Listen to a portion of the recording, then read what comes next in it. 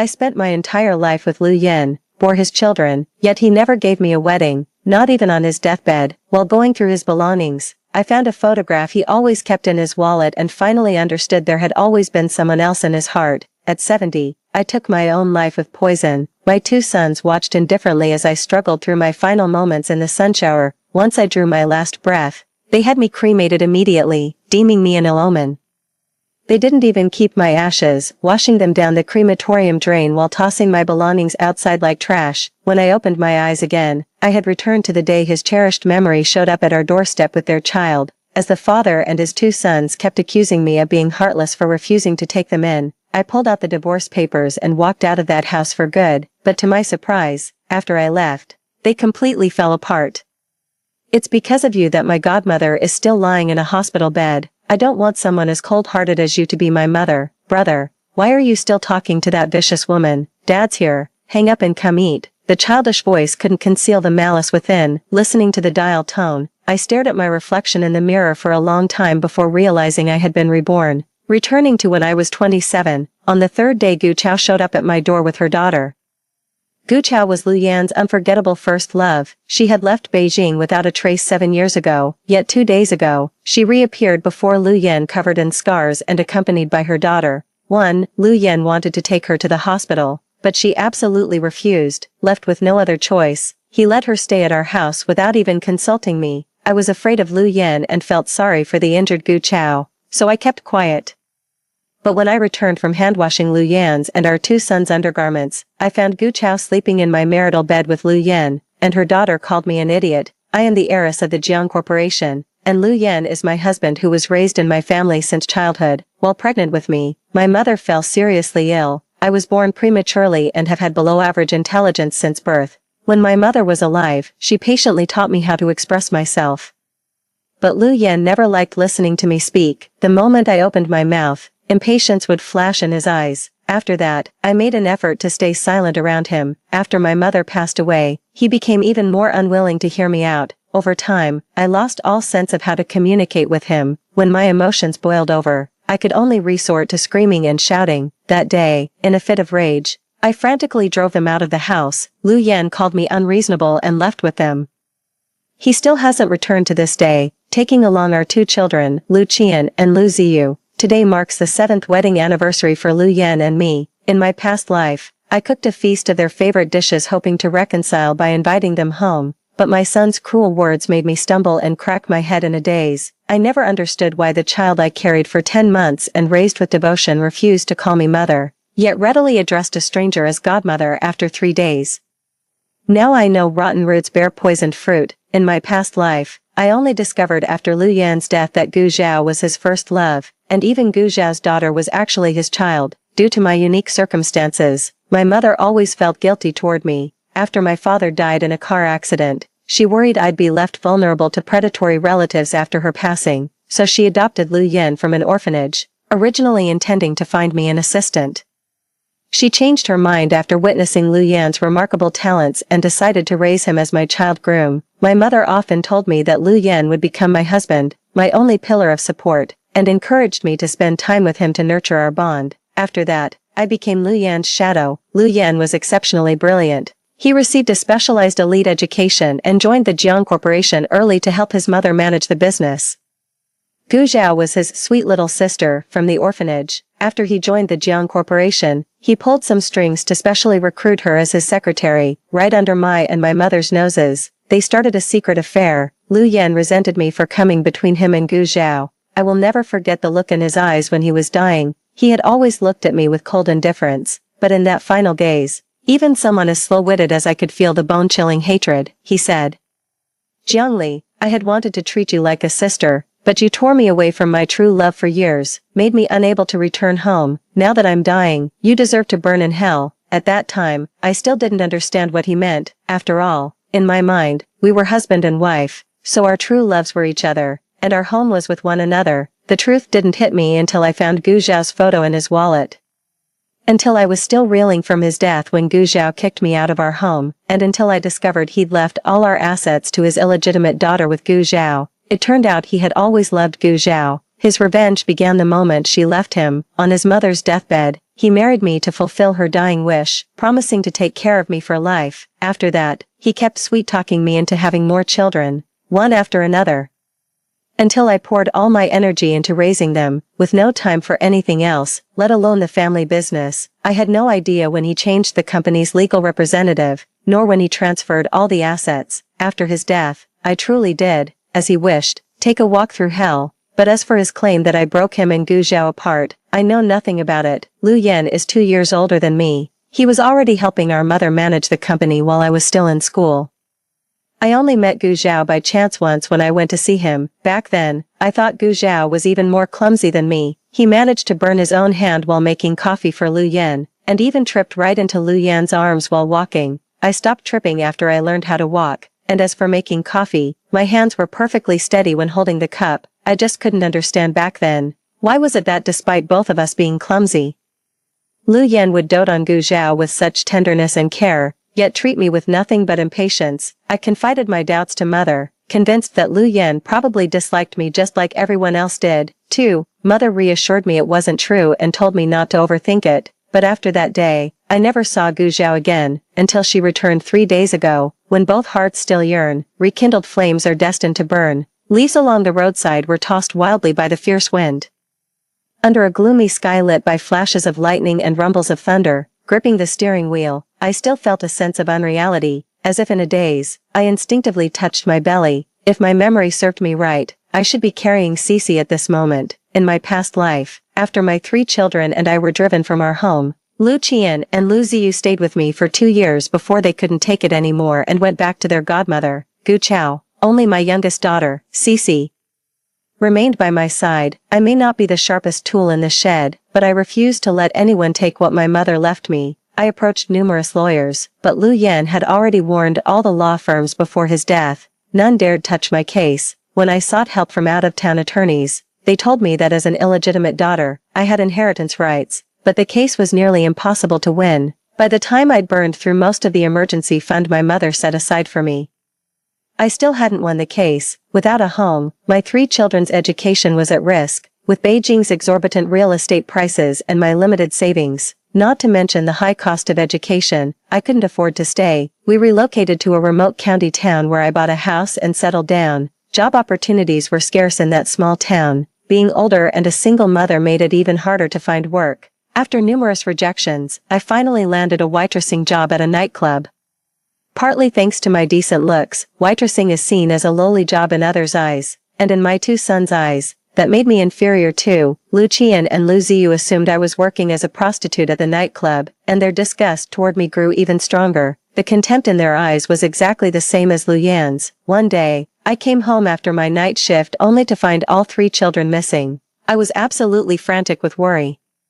I checked the security footage and saw Lu Qian and Lu Ziyu dragging Cece into a taxi. Just as I was breaking down in hysterical tears, a kind stranger brought Cece back home. Even though she was crying her little heart out, she still wrapped her soft, chubby arms around me and comforted me, saying, "Mommy, if Big Brother doesn't want us, then we don't want him either. Cece will always stay with you. Cece is my most precious treasure, and my salvation, although we lost the lawsuit."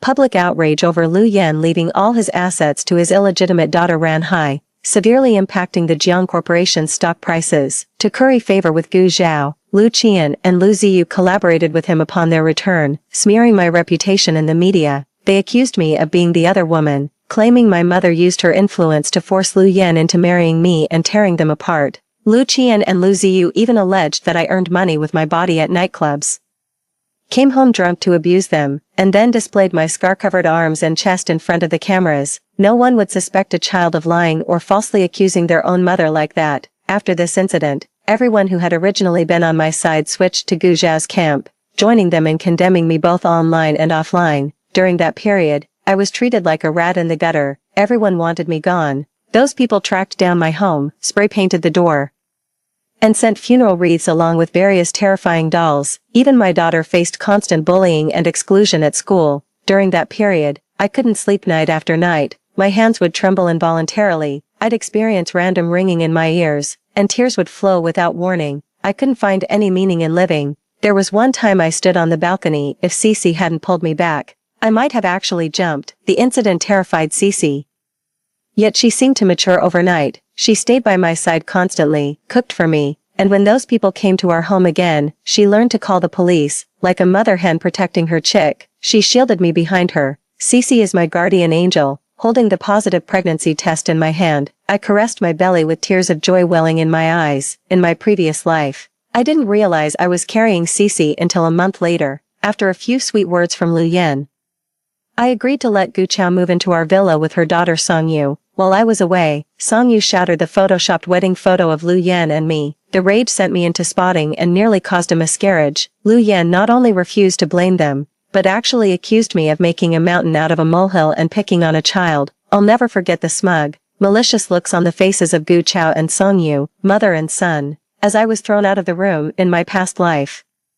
Under Lu Yan's protection and with the wealth he left behind, they thrived while relentlessly hunting me and Cece down. In this life, it's their turn to burn in hell. When I got back from the hospital, the lights were on in the villa. I frowned slightly, certain I'd turned off the lights before leaving for my checkup. Could it be that Mrs. Wu had returned, after parking the car? I opened my umbrella and walked through the heavy rain toward the front door. As soon as I reached the entrance, I saw Lu Yan standing there. A crisply ironed shirt was layered under a black waistcoat that accentuated his trim waist, while the straight-cut black trousers highlighted his long, lean legs. His features were sharply defined, with a refined handsomeness, prominent brow bones, and dark eyes that held a detached, almost gloomy chill. He leaned against the doorframe, watching me without a word. I hadn't expected him to come back. In my past life, though he returned today as well.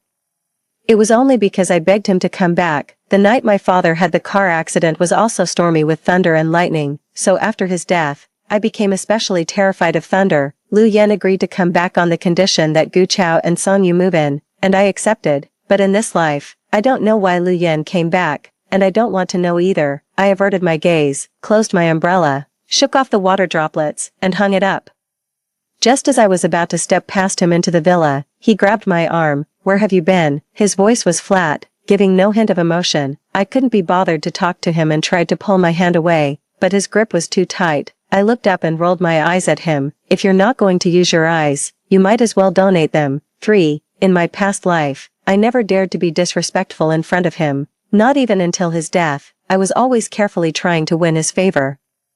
Lu Yan was clearly taken aback for a moment, instinctively glancing at the bandaged wound on my forehead. Taking advantage of his distraction, I slipped my arm free and stepped inside. Lu Qian and Lu Ziyu were playing with toy cars in the children's play area. Hearing the noise, they glanced over at me, snorted in unison, and turned away. I took one look at those race cars and immediately recognized them as gifts from Gu Chao. Having no experience with parenting, I simply mirrored how my own parents raised me, giving them nothing but the very best. The race car Gu Chao gave them couldn't hold a candle to even the cheapest one I'd ever bought them, yet they were utterly captivated by it. In my past life, when I was tidying the playroom once, they couldn't find something and started hitting and cursing at me, demanding to know how dare I touch what their godmother had given them. At dinner, they even threw a bowl at me, even though it all happened in a previous lifetime. My heart still aches unbearably when I remember it now. I took a moment to collect myself, then crouched down to change my shoes. I just got back and was so eager to prove Cece's existence that I haven't eaten yet. Now I'm feeling a bit hungry. After putting my bag away, I headed to the kitchen. While plating the food, I heard Lu Yan's voice. "Lu Qian and Lu Ziyu, come eat. I just had a full meal at my godmother's, so I'm not hungry," Lu Yan said sternly. When I brought the food out, I saw Lu Qian and Lu Ziyu reluctantly entering the dining room, still holding their remote controls for the toy cars. Without a word, I set the dishes down, served myself some rice, and started eating. Thunder rumbled outside as the father and his two sons watched Jiangli eating alone, their expressions subtly shifting. Even Lu Ziyu, who was usually engrossed in his racing game, loosened his grip on the remote control. "You should know, I used to personally serve them their meals and coax them into eating the vegetables they disliked every single time." After a long silence, Lu Yan stood up and went to the kitchen. Returning with a visibly troubled expression, he said to Lu Qian and Lu Ziyu, "Both of you, go back to your rooms." Lu Qian was somewhat displeased. "I still want to play with the race car that godmother bought for us." "Go to your rooms." Catching the stern look in Lu Yan's eyes, the two children scrambled down from their dining chairs and retreated to their bedrooms. After the children left, Lu Yan sat down across from me, his dark eyes fixed intently on me. Whenever Lu Yan stared at me like that, I'd grow anxious and flustered, feeling like a child who'd done something wrong, wondering what mistake I might have made this time. But now, under his gaze, my appetite was so good that I ended up having an extra bowl of rice. In my past life, after he left all the property to Gu Chao and her daughter, I had been scrimping and saving for so long. I hadn't had such a lavish dinner in ages. Just as I finished wiping my mouth, I heard Lu Yan say, "Gu Chao is being discharged from the hospital tomorrow. She doesn't have many friends in the capital, and it's inconvenient for her to stay outside. I've asked Mrs. Wu to clear out a guest room." I tossed the tissue aside and cut him off. "The guest room is too cramped. I'll give you the master bedroom. You can figure out the rest." That master bedroom was the marital suite I shared with Lu Yan. The moment I finished speaking, Lu Yan fell silent mid-sentence, his eyes flickering with disbelief as if he couldn't trust his own ears. "What did you just say?" Perhaps realizing he had lost his composure, Lu Yan quickly adjusted his emotions and said impatiently with a frown, "Gu Chao was in the wrong last time, but she's always been naive and didn't think it through. You don't need to keep holding it against her. She's staying at our place and won't eat much. She's injured and raising a child alone is tough." "Jiangli, when did you become so heartless? Didn't think that far ahead." "How heartless, huh? Handle Gu Chao's matter however you see fit. No need to consult me." With that, I stood up and left. A loud crash echoed behind me, followed by Lu Yan's voice through gritted teeth, "Jiangli, you're absolutely unbelievable." I turned to look at him. His face was pale with anger. The teacup in his hand shattered on the table, leaving several cuts on his porcelain white skin. Perhaps noticing my gaze on his hand, his deep dark eyes held a glimmer of hope I couldn't decipher. I was confused and couldn't be bothered to decipher what he was thinking. Seeing him lose control like that gave me a twisted sense of satisfaction. Suddenly, I understood why Lu Yan had sent me to hell in our past life. Watching someone you despise suffer and struggle, it really is a vicious kind of pleasure. I went back to the master bedroom and started moving my things, piece by piece, to the guest room on the first floor. Lu Yan just stood at the top of the stairs, watching me make trip after trip. Staring at the pair of pillows on the marital bed, I felt an unexpected sting in my nose, my eyes burning with unshed tears. Lu Yan did have his tender moments with me. He knew I was afraid of thunderstorms. Whenever lightning struck, he'd hold me close and murmur soothing words. "I'm here, don't be scared, just sleep." After losing my parents, I received so little love that even the smallest kindness from others would stay with me forever. Deep down I've always known nobody likes a fool. Not even my own flesh and blood, the two sons I carried for 9 months. They're ashamed of me. That's why they've never called me mom. I sniffled and pulled my pillow out from under the covers. Just as I reached the doorway, Lu Yan blocked my path. Standing firm in the frame, his gaze fell on the silk pillow in my hands, his voice as detached as ever. "If you move out today, don't even think about coming back to the master bedroom." I agreed, and his face instantly darkened. He stood at the doorway, motionless. I didn't move either. I'm not competing with him, it's just that he's in my way. After a long silence, he seemed to concede defeat, speaking with a tone of both resignation and compromise. "Fine, you win. Okay, I'll book her a hotel outside. With your temperament, and Gu Chao being so innocent and sensitive, who knows how you might bully her when I'm not around." I stared at him for a long moment, instinctively wanting to say something, but in the end, I said nothing. He wouldn't move aside, so I squeezed past him with the pillow in my arms. Just as I reached the stairwell, I heard Lu Yan's voice, tight with suppressed anger. "Jiangli, my patience is wearing thin. Don't push your luck." I didn't answer or look back, just headed downstairs still holding the pillow. It was past 2 a.m. By the time I finished tidying up the guest room, lying in bed, something occurred to me, so I got up and went to the kitchen. Anticipating that Lu Yan might come to the kitchen to serve the dishes, I had already mixed all their favorite foods into one container beforehand. Knowing his temperament, he wouldn't touch it after that. The food had gone a bit cold, so I warmed it up in the microwave before bringing it out. This is an upscale villa community with strict property management. Not even a mouse could sneak in here. Holding an umbrella, I walked over to the garbage station and called out Xiaobai in front of some wooden planks. Soon enough, a white dog came wagging its tail with sagging breasts, clearly in lactation period. The rain outside was so heavy that its fur was damp. It shook its entire body and looked at me with a happy, grinning face. I set the box on the ground and opened it. Xiaobai caught a whiff of the aroma and came over to eat.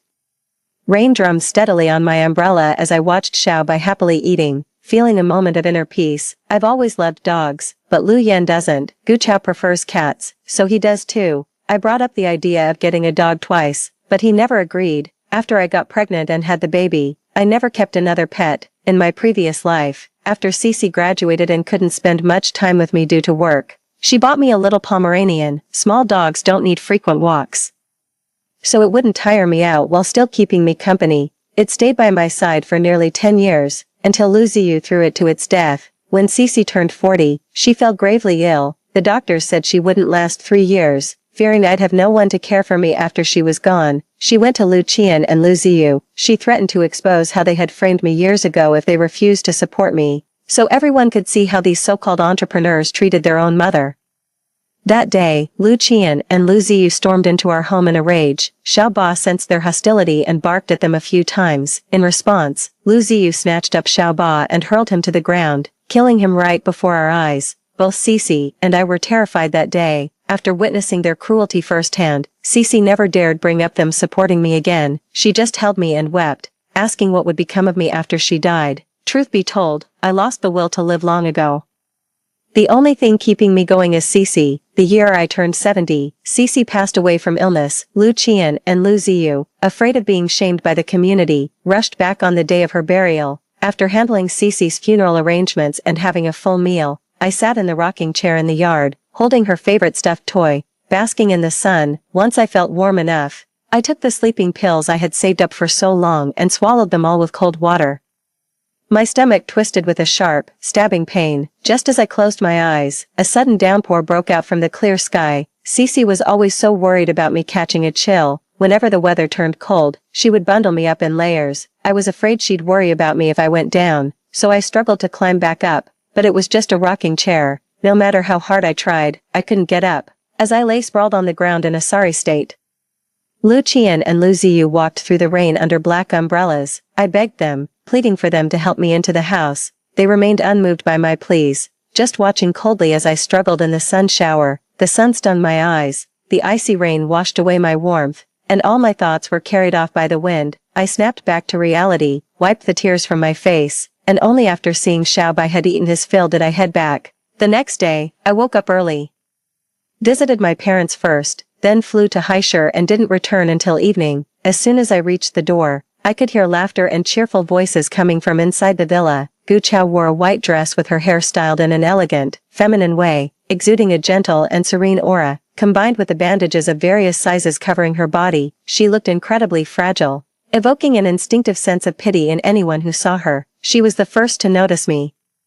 Perhaps out of sheer surprise, she choked on her food while eating. Seeing this, Lu Yan naturally reached out to pat her back. His eyes were filled with a mix of helplessness and adoration, though he pretended to scold her. "You're a grown adult now, how can you still be so careless while eating?" Lu Ziyu immediately stood up to pour her a glass of water, saying obediently, "Here you go, godmother, have some water." Watching this harmonious scene before me, I felt a bit dazed.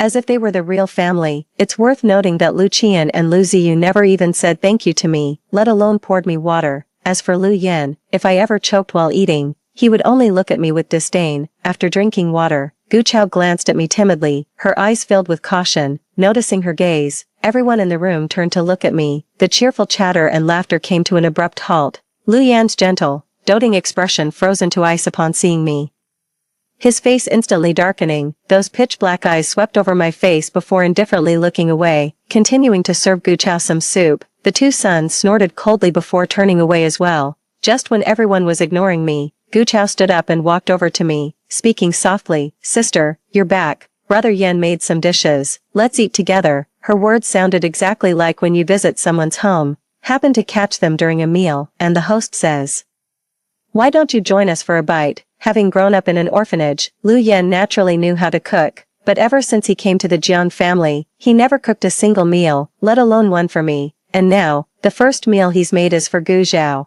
I glanced at the table and didn't see a single dish I liked. Sensing my disappointment, Gu Chao spoke up apologetically, "Sorry, sis, we thought you weren't coming back tonight, so." I just gave them a quick look before heading straight to the guest room. I set down my bag and went to soak in the bathtub. After a long, exhausting day, lying in the tub felt so relaxing. Every pore seemed to open up, and I started to feel drowsy. When I finished washing up and stepped out, I saw Lu Yan smoking on the balcony. I had no idea how long he'd been there, but the whole room was filled with the smell of smoke, and I instinctively frowned, hearing the noise. He turned around and looked at me. He didn't say a word, just stared at me with that scrutinizing gaze. I retreated to the bathroom and only came out after putting my underwear back on. Neither of us spoke. As I was tidying my discarded clothes, Lu Yan's icy voice cut through the silence behind me. Jiangli, aren't you going to explain yourself? I stopped what I was doing and looked at him, asking with confusion, explain what? Perhaps because my gaze was too indifferent.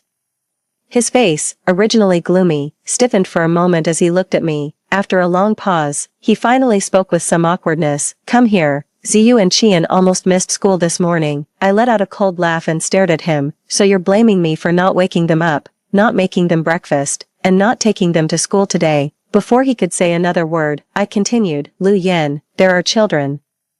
Not just mine, I get tired too. Whether it was my sharp tone or the first time I'd admitted fatigue in front of him, Lu Yan froze. His thin lips parted and closed several times before he finally spoke. I'll have the driver take them to and from school from now on. I murmured in agreement, then remembered something and added, I'm going to be very busy from now on. You'll need to take more responsibility with the children. Jiang Li's words felt like some kind of final arrangement, making Lu Yan inexplicably uneasy. Jiang Li, what's really going on with you? I didn't say anything more, averted my gaze, picked up the laundry basket and went to the laundry room. When I got back, Lu Yan was still in my room. He was leaning against the glass balcony railing, a cigarette but held between his slender fingers, remembering the baby in my womb, my little Cece, and how secondhand smoke could harm her. I finally spoke up, I don't like the smell of smoke. He paused, walked over to the coffee table, and stubbed out his cigarette. Seeing no indication that he was about to leave, I spoke up,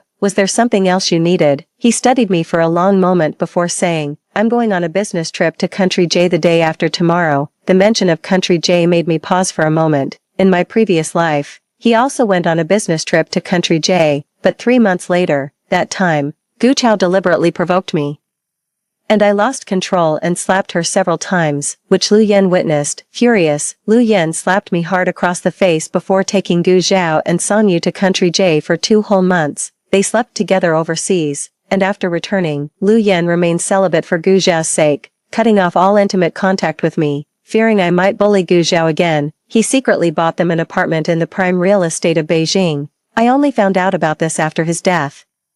As Lu Yan spoke these words, a flicker of anticipation seemed to gleam in his dark eyes. He must have been thrilled to finally shake off a burden like me and live it up abroad with the one he truly loved. I heard Country J also has the most spectacular meteor showers. I clenched my fist and let out a faint "oh." After I responded, he reacted strangely and added, it'll probably take about a month. In my previous life, I heard from his assistant that it was supposed to be a 1-month trip. But to keep Gu Chao happy, he kept postponing it again and again. I hummed in acknowledgement, then remembered something and said, if you're taking Gu Chao and Song Yu along, you'll have to handle Lu Qian and Lu Ziyu yourself. I probably won't be able to look after them. Lu Yan stared at me in disbelief after hearing what I said. Why should I bring Gu Chao and Song Yu along? His retort caught me off guard. Wait, wasn't he planning to take Gu Chao and Song Yu with him? Before I could process this, Lu Yan continued, and what do you mean I should handle Lu Qian and Lu Ziyu on my own, and you can't be bothered with them? Jiangli, what exactly are you trying to do? Are you thinking about divorce? His dark eyes stared straight into mine, as if searching for something, or perhaps scrutinizing me. Just then, Lu Ziyu suddenly burst in, clinging to Lu Yan's leg and said, Dad, I want to go to Japan too. Can you take me and my brother, along with Auntie and Yaya? Please. Lu Ziyu's words cut through me like a knife, leaving my heart raw and bleeding. All these years as a stay-at-home mom, I've given them my all, only to be met with disrespect, neglect, and contempt. I just don't understand where things went wrong. 5. My eyes burned with unshed tears as the last thread of familial bond snapped clean within me. I clenched my fists, struggling to keep my voice steady. Ziyu and Qian are doing well in their studies. A trip to Japan won't disrupt their progress. If they want to go, we should take them along. Lu Yan fell silent for a long moment before looking at me and saying, Jiangli, are you serious about this? He let out a cold laugh and said, Jiangli, you'll regret this. With that, he grabbed Lu Ziyu's arm and stormed out, slamming the door behind them. On the day they left for Country J, I personally saw them off at the airport. I sneered, just before boarding. Gu Zhao looked at me with a smug yet pitiful expression and said, Sis, I heard the meteor shower in Country J is absolutely breathtaking. You mentioned wanting to see it before, right? Too bad you can't make it this time, but don't worry, I'll take plenty of photos for you. It's been 7 years since I first told Gu Zhao about wanting to see a meteor shower. We'd just met. She was serving coffee to me and Lu Yan when her high heels betrayed her, sending her stumbling right into his arms. Seeing how adorably clumsy she was at everything, I immediately considered her a kindred spirit and ended up sharing all my secrets with her. Lu Yan was there too at the time. I never expected that after all these years, Gu Chao would still remember me saying I loved watching meteor showers. By the way, sis, you don't need to worry. I'll make sure to take good care of Brother Yen. When she said this, she deliberately emphasized the words, take good care of. I pretended not to notice her provocation and responded with a dejected which only seemed to fuel her excitement. What Gu Chao didn't realize was that while she was thrilled, I was equally exhilarated. I had originally thought the divorce would take at least 6 months, but with Lu Yan's unexpected business trip to Country J, it seems we can fast-track the proceedings. Hearing Gu Chao personally mention taking care of things put my mind at ease even more. As soon as they boarded the plane, I quickly gave Attorney Zhang a call. Perhaps the excitement in my voice was too obvious, as she let out a soft chuckle on the other end, followed by a slightly lower than average female voice. All right, I'll make arrangements for the J Country matter right away. After wrapping up the business discussion, I asked her, when are you arriving in Beijing? Around 5 p.m. All right, I'll pick you up when you get here. After hanging up and leaving the airport, I had the driver take me to the office. Last time I went to Haishur, I specifically went to see Attorney Zhang. In her previous life, her law firm ranked among the top 10 in the industry, dedicated to serving women and helping thousands escape difficult circumstances. Even at 70, though she had stepped back from the front lines, she remained a formidable force in the business world. That year, Cece fell seriously ill, the medical expenses drained all our savings, and she wanted to give up treatment. I was at my wit's end when I saw her in the news. I flew to Haishur and waited for her for over a month. After meeting me and hearing my story, she came out of retirement to take on my case. Given the case was so old, we lacked solid evidence, and Lu Yan's maneuvers were all legally sound. She poured immense effort into helping us recover 20 million. While 20 million was a drop in the bucket for the Jiang Group back then, for us, it was a lifeline. Watching her in court, her hair silver but her presence commanding the room, I felt nothing but admiration. I truly wanted to become someone like her. I've learned about Attorney Zhang's past. From a young age, Attorney Zhang witnessed her father abusing her mother. Her mother wanted a divorce but couldn't due to various reasons, until she was ultimately beaten to death. But she was still a child back then, and both sets of grandparents, fearing she'd have no one to care for her, signed a letter of understanding. As a result, her father avoided prison. Her father treated her poorly and even accepted money from an old bachelor to marry her off. She managed to escape on her own. Years later, when she became a lawyer, the first person she personally sent to prison was her own father. Both she and Lu Yan fought their way up from the bottom. But their paths couldn't be more different. Lu Yan had the Jiang family's backing, while she made it entirely on her own. There's an unbreakable resilience about her that nothing can crush. Lu Yan's assistant Chen Qing wasn't surprised by my audit. After all, I do this every year. Before my mother passed away, she made me promise to review the company's financial statements and assets every year. I've always kept her words in mind and done exactly that. But the financial reports never showed any red flags, which is why in my previous life, I had no idea when Lu Yan managed to siphon off the assets, yet Attorney Zhang spotted the discrepancy immediately. She flipped through the ledger a few times, furrowed her brow, and said, looking at this is pointless. Have accounting bring over the internal books. I was stunned. Internal books. Attorney Zhang's brow furrowed even deeper. You didn't even know your company keeps separate internal and external accounts, and your husband only ever showed you these. I gave a slow, dazed nod. Some companies maintain 2 sets of books. The external accounts are for public viewing, while only the top executives have access to the internal ledgers. The Jiang Group's core business is new energy vehicles. Under Lu Yan's management in recent years, it has broken into the industry's top 50.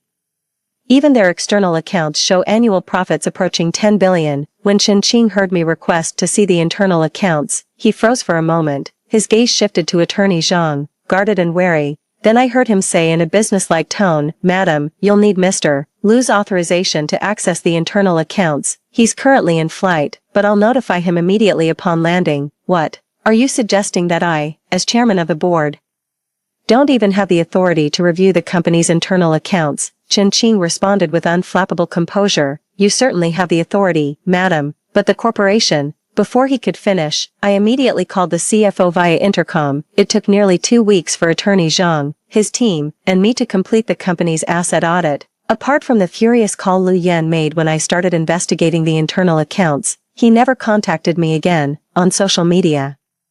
I often see him attending various business galas and banquets with Gu Zhao, with her radiant smile as she holds his arm. They make such a picture-perfect couple, a perfect match in every way. During his free time, he would take Gu Zhao and their 3 children on outings, watching meteor showers together and making wishes under the starry sky. In the past, seeing these photos would have broken my heart. I'd have called him immediately, trying every possible way to get him to come back, but now I feel almost nothing. If anything, I even think Gu Zhao seems a bit inadequate. It's been over half a month, yet there's still no progress between them. Apart from that brief moment they held hands at the banquet, the detectives Zhang hired haven't captured any other intimate interactions. Even the surveillance installed in Lu Yan and Gu Zhao's hotel suite failed to record any improper behavior. After arriving at the hotel, Lu Yan would stare at his phone for about 20 minutes, as if waiting for a message or call from someone. Who knows what's going through his mind? With his lover right beside him, how could he still be distracted by other thoughts? Just like that, over 20 days had passed without any sign of movement from them.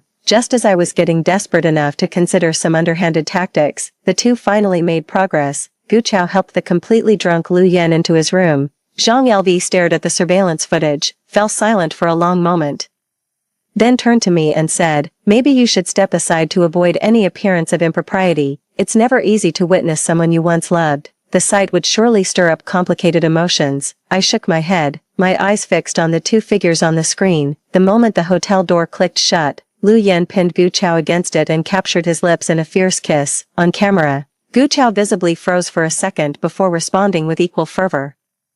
Their passion ignited like dry timber meeting flames, locked in an inseparable kiss. By the time they reached the bedside, their clothes lay scattered across the floor. At the critical moment, Lu Qian and Lu Ziyu inexplicably appeared outside Lu Yan's room. I'd barely registered the danger when Lu Qian swiped his keycard and burst in. The 2 intruders started shouting at the sight of the naked couple entangled in each other's arms, jolted awake by the piercing screams. Lu Yan immediately pushed Gu Zhao away and scrambled frantically for his clothes. Lu Qian rushed into the corridor and called me. I hesitated for a moment before swiping to answer. Through the receiver, his voice was tinged with helpless sobs. It was the first time I'd heard him call me Mom so directly. "Mom, come to Country J right now. Get on a flight immediately." Staring at my computer screen, I asked calmly, "What's wrong?" Lu Qian was already crying on the other end of the line, his voice breaking as he spoke. "Dad, and God, that awful woman, they're hugging each other with no clothes on. You have to come right now." Awful woman. It never crossed my mind that Lu Qian would one day call his beloved godmother an awful woman. Lu Yan, dressed in a pure white robe, stepped into the hotel corridor to soothe the crying Lu Qian, but the child refused to let him get close. Meanwhile in the room, Lu Ziyu was kicking and punching the naked Gu Chao, who reached out trying to restrain him. The high-definition camera revealed Gu Chao's pale neck covered densely with love bites. Watching this chaotic scene unfold, I remarked, "What nonsense are you talking? You must be mistaken. I'm busy right now. Gotta go. Have fun, you guys." After saying that, I hung up the phone, turned to Attorney Zhang, and said, "Does this count as evidence?" Seeing Attorney Zhang nod, I let out a heavy sigh of relief. About half an hour later, another of Lu Yan's assistants came and took Lu Ziyu and Lu Qian away. Lu Yan walked in and saw Gu Chao with his clothes in disarray. Whatever was said between them, Gu Chao's face was full of grievance. After Gu Chao left, Lu Yan sat on the leather sofa. His reaction wasn't quite what I had expected. He still seemed worked up, and he looked somewhat dejected overall. He picked up another cigarette, lit it, but didn't smoke it. Just held it between his fingers, his dark eyes fixed on the phone on the table, motionless, as if awaiting some kind of judgment. Perhaps because there were no outsiders around, he stopped concealing his emotions. As time passed, I could sense his growing unease and agitation. The cigarette between his fingers gradually burned down. Lu Yan mechanically raised his hand, stubbed out the nearly finished cigarette in the ashtray, then let his arm drop limply. Those usually sharp black eyes now held confusion, restlessness, and a profound sense of despair. After a long while, he called me. I didn't answer. He called 5 times in a row. and I ignored every single one. Suddenly, a message from him popped up on WeChat. Jiangli, pick up the phone. Now that I had the evidence, I couldn't be bothered to talk to him and immediately blocked both his calls and number. He tried calling again, then sent a message. He must have realized I'd blocked him, because he flew into such a rage that he smashed his phone to pieces on the floor. I noticed the notification dot and tapped it open, only to find Gu Zhao's selfie with clearly visible hickeys on her neck. The caption read, "Big Brother has no mercy at all." I knew instantly she had set the post to visible to me only. In my previous life, she often pulled this stunt, posting numerous friends-only moments visible solely to me. When I confronted Gu Zhao and Lu Yan with screenshots, Gu Zhao claimed I had hired someone to Photoshop them. She said if I couldn't tolerate her, she'd leave on her own, and there was no need to tarnish her reputation. Lu Yan believed her and promptly turned around to accuse me of being vicious. I had no interest in catering to Lu Yan's moods anymore. I turned off my phone and immediately started drafting the divorce agreement with attorney Zhang. Seems like even heaven had no respect for that scumbag Lu Yan. The next day, on his way back from what was supposed to be his final business deal, he got into a car accident. His car crashed through the guardrail and plunged into the river. Lu Qian and Lu Ziyu, facing such a crisis for the first time, were naturally frantic. They blew up my phone with calls, but I ignored every single one. After being rescued, Lu Yan remained in a coma at the hospital for a week. Just as I was regretting not having bought him insurance, Lu Yan woke up. When he came to, he seemed dazed from the impact, staring blankly at the ceiling and ignoring both Lu Qian and Lu Ziyu when they spoke to him. Lu Qian, frantic with worry, called me again, but I didn't answer. When the doctor came to examine him, he remained completely motionless in that position, as if he were dead. I had just returned from a meeting when I received a call from the detective, saying that Lu Yan had suddenly pulled out his foreline and disappeared. I reviewed the surveillance footage from before Lu Yan's disappearance. He roughly yanked the needle from his hand without any aftercare, letting blood flow from his hand down to his fingertips before dripping onto the floor. Lu Qian and Lu Ziyu called me again, and even his assistant reached out to me as well. I was so annoyed that I just set up automatic call blocking for any calls coming from country J6. Chen Qing also got the news and rushed into my office in a panic. "Madam, President Lu has gone missing in country J." Without even looking up, I casually replied, "He's a grown man, it's not like he'll get lost." Perhaps my calm demeanor was too unsettling, as he furrowed his brow and said, "Madam, the young masters are quite distressed and have been crying non-stop. Would you like to call and comfort them? They'll stop once they tire themselves out." Was there anything else? Assistant Chen Qing seemed to have reached his breaking point and snapped at me. "Chairman, you showed no concern when President Lu got into a car accident in country J. And now you're turning your back on the young master when he needs you. Do you even have a heart? All of President Lu's hard work over these years has been completely wasted." After saying this, he went out to coordinate with the assistants there to resolve the matter. Without a word, I forwarded the termination email directly to HR. Whether Lu Yan goes missing or dies, it doesn't affect me much, though it'll likely impact Jiang Corporation's stock. I called attorney Zhang in to discuss how we should handle Lu Yan's disappearance publicly. Just as everyone was scrambling over Lu Yan's disappearance, I came home to find him bustling in the kitchen wearing an apron, with all my favorite dishes spread across the dining table. I froze for a moment, almost wondering if I was hallucinating. He didn't look well, his beautiful eyes were bloodshot, as if he hadn't had a good night's sleep in ages. When he saw me, he stiffened, then spoke up with a hint of awkwardness. "You're back." I gave a soft hum, my gaze involuntarily drifting to his hospital gown, wondering what he was up to. Noticing my attention on his hospital gown, his dark eyes suddenly lit up as he looked at me with anticipation and said, "I was in a car accident in J country." There was something oddly intense about his gaze, in this life or any other. I've never seen such an expression in his eyes, eager yet aggrieved, with a hint of longing for attention, much like a puppy begging for its owner's affection. I furrowed my brow, feeling uneasy. With a noncommittal "oh," I fell silent and took my seat at the dining table, staring at the dishes before me. "Is there anything else you'd like to eat? I'll make it for you." Lu Yan's tone when speaking to me was practically tender compared to his usual aloofness. In the past, he only used this kind of gentle tone with Gu Zhao. While being cold to everyone else, I shook my head and couldn't help but sigh. "This is the first time you've ever cooked for me." He pressed his lips together in silence for a moment before saying, "From now on, I'll cook whatever you want to eat." Hearing those words from Lu Yan's mouth, whether in my past life or now, sent chills down my spine. I had every reason to suspect he knew I'd discovered his affair with Gu Zhao. and was making a preemptive move to quietly eliminate me and seize my assets. I tightened my grip on the phone, not wanting to complicate things further, and shook my head as I spoke. No, Lu Yan, there's no future for us anymore, is there? I saw Lu Yan visibly freeze for a moment, then he continued as if he hadn't heard me. I remember there's pineapple in the fridge.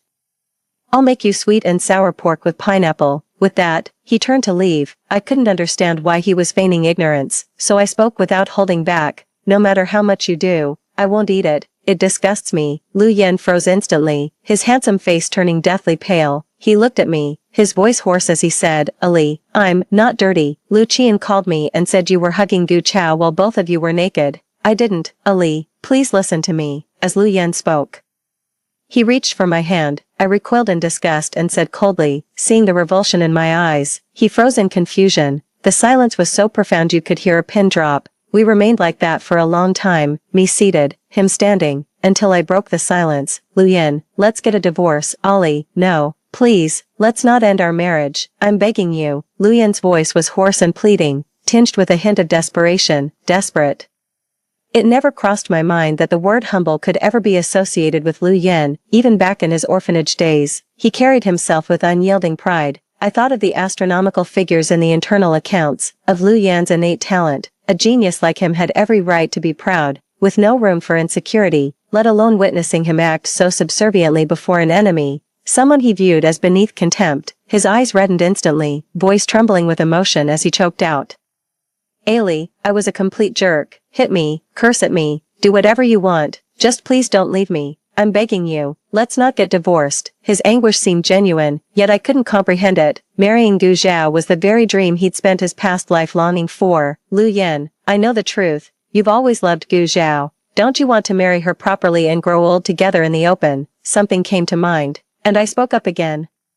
Our Jiang family owes you an apology regarding Gu Chao. If we hadn't taken you in, you might not have been separated from her. And if I hadn't complained to my mother back then, you wouldn't have been apart for 7 years. Attorney Zhang advised me that at this critical moment, we shouldn't push them too hard. Those three are heartless. If we provoke them and they end up harming Cici and me, the consequences would far outweigh any potential gains. Before achieving my goal, it's worth capitalizing on his guilt while I can. Following up with some gentle words won't hurt. With that thought, I added, besides, Lu Ziyu and Lu Qian don't really care for me as their mother anyway. They prefer Gu Chao. Even if we divorce, it won't make much difference to them. Every word I spoke was carefully measured, tailored to what I guessed he wanted to hear. But some word must have struck a nerve, because Lu Yan's tears began to fall. His dark eyes were filled with profound anguish and despair. He covered his face with his hands, repeating I'm sorry over and over. His emotional outburst was completely unexpected, and frankly, it didn't make any sense. Did that car accident in Country J scramble his brains, fearing he might do something drastic? I began, Lu Yan, you must remember the prenuptial agreement you signed. I'll give you 3 days to think it over. If we divorce by mutual agreement, I'll give you 20 million. But if we go through litigation, you won't get a single cent. If you've made up your mind. Before I could finish, Lu Yan's next words sent a chill down my spine. He looked up, his eyes bloodshot, and said, Ali, I'm back too. Those softly spoken words hit me like a physical blow, leaving me dizzy and disoriented. For a split second, the person before me merged with the hate-filled figure from my past life. Lu Yan transformed into a terrifying demon right before my eyes. My breath caught in my throat, and my entire body began to tremble uncontrollably. I wanted to call Attorney Zhang, but my vision started to blur, and I could hear Lu Yan's anxious voice in my ear. Ali, why are you bleeding? Cici. When I woke up again, I was in the VIP ward of the hospital. Lu Yan was right by my bedside, but I didn't look at him, just instinctively touched my stomach. Lu Yan seemed to sense my worry and said, Don't worry, Cici, you haven't eaten anything since last night.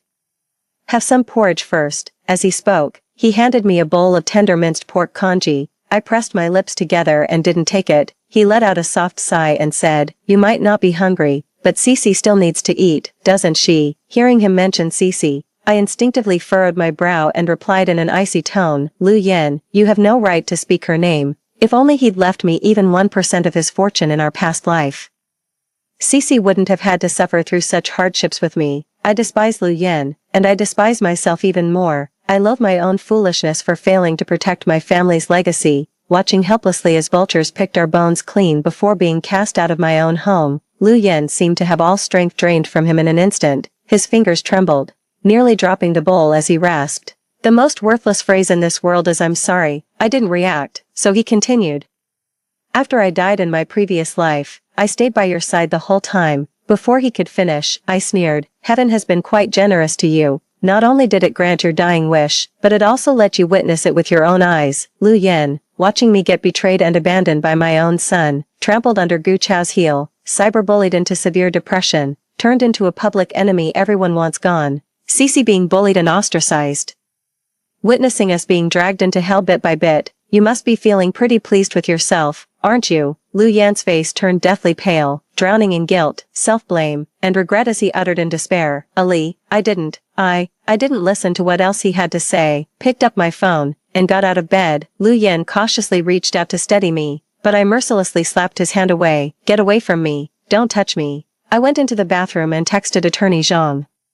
Now that Lu Yan was back too, and he hadn't transferred any assets yet, he was obviously unwilling to get a divorce. There's only one way forward now. Just as Jiangli stepped into the restroom, Lu Yan's phone rang. He glanced at the caller ID. It was his assistant from Country J. The moment he answered, his assistant's anxious voice came through. "Mr. Lu, something terrible has happened." What's wrong?" "You had me purchase jewelry for Miss Gu and Song Yu last night, remember? They wore it out today and were kidnapped right on the street. The kidnappers are demanding 500 million in ransom." Lu Yan's voice was ice cold, devoid of any surprise, as if he had anticipated this all along. He said, "Did you call the police?" "Not yet. The kidnappers said they'd kill the hostage if we involved the police. When something like this happens, calling the police is the only logical move. Trust in law enforcement, notify them immediately, and have them contact her husband too. Family should handle these situations." The assistant froze momentarily, completely caught off guard.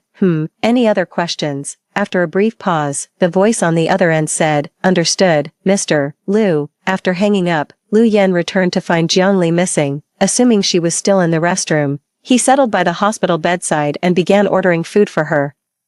She's still carrying Cece and can't go without eating anything. After more than 10 minutes passed without her emerging, Lu Yan grew concerned and approached the restroom door, calling out tentatively, "Ali, are you alright?" There was no response from inside, and an inexplicable unease settled in Lu Yan's heart as he said, "Ali, if you don't say anything, I'm coming in." Lu Yan waited 30 seconds. When there was no response from inside, he rushed into the bathroom. But Jiangli was nowhere to be seen. Lu Yan never imagined that Jiangli would vanish right under his nose, disappearing without a trace as if she had evaporated into thin air. No matter how hard he searched, he couldn't find her. If it weren't for the fact that she was proceeding with the divorce lawsuit as usual and even disclosing her assets, he would have thought she had truly gone missing. Jiangli was dead set on divorcing him. In her eyes, he was completely untrustworthy now. She disclosed their assets precisely because she feared he would hide them. Had he not returned as well, she probably wouldn't have even told him she was pregnant with Cece. Lu Yan felt as if he had swallowed a gallbladder, the bitterness seeping from his throat all the way to his heart. Yet he had no one to blame but himself. It was all his own doing. In his past life, the arrogant young man knew nothing of love. He believed he loved Gu Chao, resenting Jiangli for reporting him to her mother, for tearing him and Gu Chao apart, for forcing Gu Chao into a corner. Left with no way out, Gu Chao had to marry a 60-year-old man while carrying his child, enduring domestic abuse, while he and Song Yu suffered years of gossip and slander. So he, too, wanted Jiangli to suffer. Perhaps because of this obsession, he did not depart immediately after death but lingered by their side. I saw with my own eyes how, after he told her to go to hell, her clear eyes filled with shock and confusion. And then how she wept in anguish after his death. When Mother Jiang passed away, she had cried just as bitterly, her eyes so swollen she could barely open them. She was truly foolish and slow-witted, never once sensing the hatred he held for her all those years. After his burial, she seemed to have aged considerably, with even her hair turning noticeably gray, and she grew quiet and withdrawn. He had anticipated her and the 3 children being driven out of the house. He hated Jiangli. And in truth, he had little affection for the 3 children she bore. The only reason he had children with her was to keep her occupied with them and away from bothering him. As a result, he neglected the children's education. Growing up under his influence, Lu Qian and Lu Ziyu took Jiangli's sacrifices for granted, showing her no respect and even belittling their own mother. He was well aware of all this, but simply couldn't be bothered to intervene, as the heiress of Jiang Corporation. its nominal chairwoman, and Lu Yan's wife. She commanded deference from everyone in her presence, even though people mocked her as a fool behind her back. The slights she endured were nothing compared to what Gu Chao suffered. Since her birth, Cece had always been more attached to Jiangli, resenting the mother. He extended his dislike to the daughter, viewing Cece as an ungrateful child who paled in comparison to Song Yu's obedience and sweetness. His aversion toward her only grew stronger.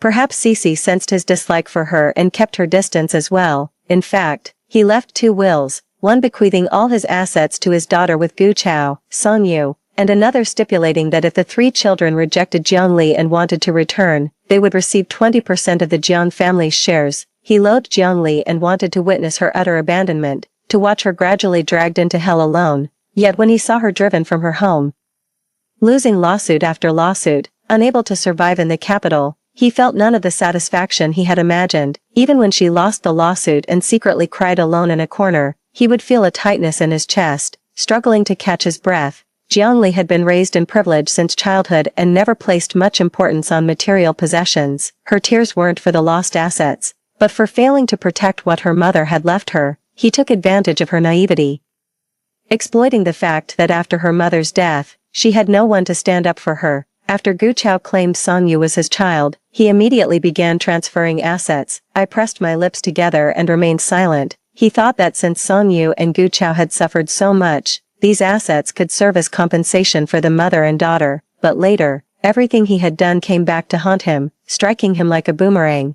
Song Yu wasn't even his child. That night he thought he'd slept with Gu Chao while drunk. In reality, nothing had happened at all. The Gu Chao he believed to be kind and innocent had actually pursued a married man in his 60s to climb the social ladder. To secure her position, she slept with a few random men to get pregnant, leveraging the child to oust the original wife and become a wealthy mistress. But when the tycoon discovered the child wasn't his, he began abusing her. With no way out, Gu Chao then turned to him. He had blind faith in Gu Zhao, believing every word she said without question. Whenever Gu Zhao and Jiangli had a disagreement, he would immediately take Gu Zhao's side without hesitation. Lu Yan couldn't bear to imagine how much injustice Jiangli had endured over the years. She either kept it to herself, or knew deep down that even if she told him, he wouldn't stand up for her or take her side. He was a failure as a husband, a failure as a father, and a failure as a human being. Mother Jiang adopted him and gave him the best education, yet after her death, he treated her most cherished daughter with such cruelty. He is an utter failure. Countless times, he regretted why he had been so heartless and cruel to her back then. If only he had shown his wife a shred of mercy and left her some security, she and Cece wouldn't have suffered so much. Lu Yan's thoughts were in disarray, and his heart began to ache with sharp, stabbing pains again. In truth, Gu Zhao was right. He had fallen for Jiangli long ago. That's why, from the time they left the orphanage until they reunited, Gu Zhao had been imitating Jiangli's every move, and as intended, he fell for Gu Zhao, because deep down, he knew the real Gu Zhao wasn't foolish. He was just subconsciously resisting the fact that he had fallen in love with a simpleton. If only he had realized what was in his heart sooner, perhaps everything would have turned out differently. He had thought that his return was a chance from heaven to make amends, but it seemed that everything was already too late. Lu Yan looked around the desolate villa and realized just how empty the house had become. There used to be photoshopped family portraits of the 4 of them placed all around the house. Back then, he'd scoffed at them. Now that the pictures were gone, his heart suddenly felt hollow. Matching couple slippers, his and hers mugs, she had replaced every single item that reminded her of him. Lu Yan stood up and staggered upstairs to the master bedroom. The giant photoshopped wedding portrait that had hung above the headboard was gone too. Every trace of their shared existence had been erased by her, just like the love she'd abruptly withdrawn. I nodded. Lu Yan reached to open the cabinet, recalling the woven bracelet she'd made for his protection, though he'd never worn it, leaving it discarded there all along. But now, the bracelet was gone. In its place lay 3 condoms, scented with jasmine, the very fragrance Jiangli detested most, and Gu Zhao adored jasmine blossoms above all else. He didn't buy these. And Ollie certainly wouldn't have either. They never let Mrs. Wu handle the contraceptives. The only one who could have bought and placed them here was Gu Zhao. Lu Yan's face turned deathly pale, as if an invisible hand were choking him, his breathing growing increasingly labored. After leaving the capital, I arrived in Yunqing. 7. This is where my grandmother grew up. It's a beautiful place with a slow pace of life, perfect for rest and recuperation. I'm staying here during my pregnancy. And in my free time, I visit my grandparents' graves. Attorney Zhang often calls me with updates about the capital and the Jiang family. Lu Yan has approached her multiple times, trying to find out where I am. I heard Lu Yan hasn't been doing well lately. He's been hospitalized multiple times for alcohol-related emergencies. When I heard about it, I remarked, his beloved just had an accident overseas. Of course he's taking it hard, in country J. Gu Chao was sexually assaulted and murdered along with Song Yu. The kidnappers dismembered their bodies and dumped the remains in a septic tank. This news even made it to the trending topics. Attorney Zhang fell silent for a long moment after hearing my words, then changed the subject. When she was 5 months pregnant, Lu Yan finally relented and agreed to the divorce. He left with nothing but the 2 children, on the condition that he gets weekly visitation rights to see Cici. Once a week was too frequent, so I didn't agree. After another 2 weeks of back and forth, he finally agreed to my suggestion of once a month. On the day my flight landed, Attorney Zhang came to pick me up, along with Lu Yan, Lu Qian, and Lu Ziyu. Even though it had only been a few months since we last met, they seem to have changed quite a bit. Lu Qian and Lu Ziyu have become quieter and more polite. When they see me now, they even call me mom. And the look in their eyes is no longer one of disdain but of respect. As for Lu Yan, he has lost a lot of weight, though he's dressed neatly. His eyes can't hide the exhaustion and weariness. Gu Chao's situation has really hit him hard. Sitting in the car, before I could even say anything, Attorney Zhang spoke up, Mr. Lu, to Huazhou Junting, please. Huazhou Junting was in the North District. So Lu Yan changed direction and headed north. The car remained quiet throughout the journey. Except for Lu Yan's unnecessary small talk, questions like how the baby was doing, whether she was experiencing morning sickness, if she was sleeping well. Lu Qian and Lu Ziyu were sitting in the back. I caught them stealing glances at me several times, or more precisely, at my belly, with curiosity in their eyes. When they noticed me looking back, they awkwardly averted their gaze. Eventually, Lu Qian couldn't hold back and spoke up first, trying to sound sweet. Mom. Dad said that my brother and I are going to have a little sister. When she's born, we'll play with her, take good care of her, and never let anyone bully her. Oh, and what's her name? Take good care of her. In our past life, they were the ones who bullied Cici the most. I pressed my lips together and cut him off. After the divorce with your father, I'll make sure she's well taken care of. You're still young. Just focus on looking after yourselves. Mom, are you and Dad getting a divorce? Lu Qian's voice was filled with unmistakable shock. As if he had just learned the news, I paused for a moment, glancing at Lu Yan who was driving, and said, You didn't tell them. Lu Yan's grip on the steering wheel tightened as he said, I didn't have time. The trial is tomorrow. And he says he didn't have time. Lu Qian and Lu Ziyu began to cry. Their hearts breaking just like countless children do upon learning their parents are divorcing. Mom, please don't get divorced from Dad. Are you leaving Dad because Anin and Ziyu have been naughty? We promise we'll be good from now on. Mom, we'll listen to everything you say. Please don't get a divorce. In the past, seeing them cry so heartbrokenly would have made my heart ache, and I would have rushed to comfort them. But now, I remained unmoved, just as they had betrayed me to curry favor with Gu Chao, watching Cici and me suffer, watching me die in the sun shower without lifting a finger. The bond between mother and child should have been severed in our previous life. The car came to a halt in front of Huazhou Junting. Seeing me unbuckle my seatbelt, Lu Yan spoke up, Do you need anything? Let me help you. I'll get off here. He looked as if he thought he'd misheard. Even Lu Qian and Lu Ziyu, who were still crying, turned to look at me and sobbed, Mommy, aren't you coming home? Yeah, I'm not going back. As I pushed the car door open, I heard Lu Yan's hoarse voice say, Ali. Though just 2 syllables, they seemed to carry the weight of countless unspoken words. I paused for a moment without turning back. On the day of the hearing, the judge asked me, Ms. Jiang, are you certain you wish to relinquish both custody and visitation rights for your 2 children? Meeting the 4 anxious yet hopeful eyes in the gallery, I nodded without hesitation. I'm sure. As soon as the court session ended, Lu Qian and Lu Ziyu immediately stood up and ran towards me, in his haste. Lu Ziyu took a bad fall, tumbling to the ground, and pleaded, Mom, please don't leave us. Don't abandon me and my brother. Lu Qian was also looking at me with the same pleading expression. I barely glanced at them before coldly looking away. After gathering my documents, I had just stood up when Lu Yan grabbed my hand. He said with a pained expression, They're still so young. Are you really going to abandon them? I didn't want to hear what he had to say, but simply looked at him and replied, Lu Yan, surely you haven't forgotten how they treated me in our past life. Lu Yan's face twitched, his grip on my hand gradually loosening. After a long pause, he finally rasped out, "I'm sorry, I failed to raise them properly." I said nothing more, didn't linger another moment, and turned to leave. "Mom, please don't leave us." 8. Behind me. My children's heart-wrenching cries echoed through the hall. Clenching my fists, I suppressed every maternal instinct and walked straight out of the courthouse. After the divorce, my life gradually found its footing again. Attorney Zhang's law firm was still in its funding phase. I invested a substantial amount, became her partner, purchased an office building in Beijing's prime central location, and established the firm's second branch, while focusing on my pregnancy.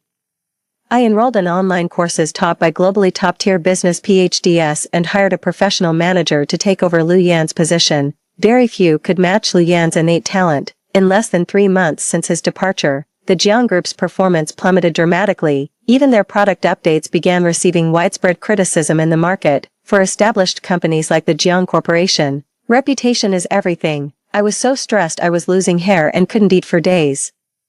Attorney Zhang was beside himself with worry. "You have to eat, if not for yourself, then for my goddaughter." I stared at the company's financial statements with a grim expression and said, "I haven't had much of an appetite lately." Zhang Lu runs her own company, and she's far more capable than I am. She took the report from my hands, glanced at it, and immediately furrowed her brow. "How did we manage to lose nearly 8 billion in just 3 months?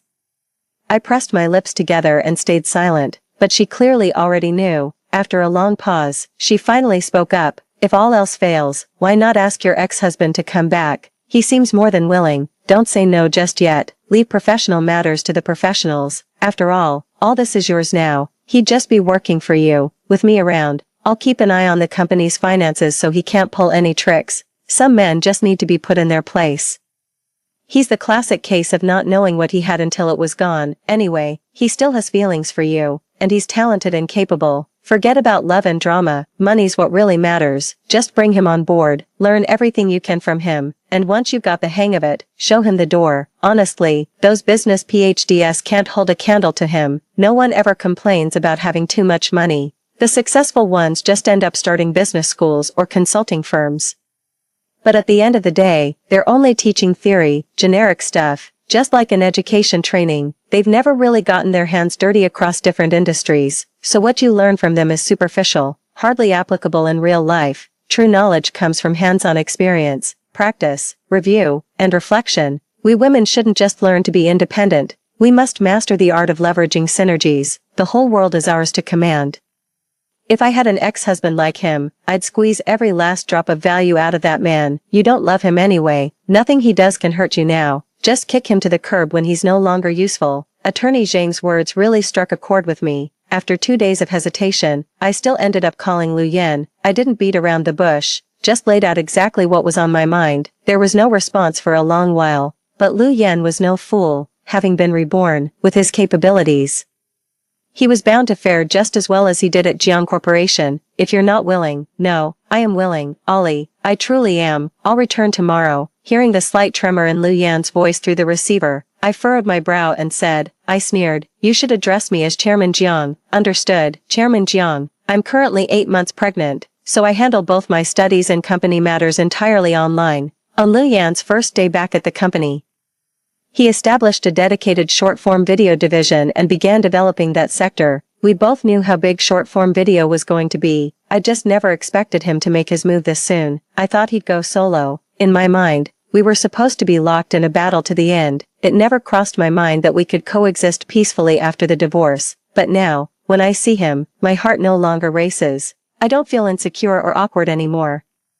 Nor do I obsess over whether he likes or dislikes me. I've started carrying myself like a true boss, even feeling genuinely pleased about the sharp rise in performance following his return. It's as if we've swapped roles. I noticed he's begun watching my moods carefully, trying to win my favor. He'd drive halfway across the capital just to buy my favorite pastries, spend a fortune on albums I loved, even hire my favorite stage actors to perform for me. When I gave birth to Cece, the baby was in breech position, so I needed a C-section. He was upset for weeks because he couldn't sign my surgical consent forms. Even Lu Qian and Lu Ziyu learned to surprise me with creative gifts. These were all things I'd once longed for, but now watching their efforts leaves me completely unmoved. Just like in his previous life, Lu Yan met an untimely end. Fortunately, by the time he passed away, I had fully mastered company management and market analysis.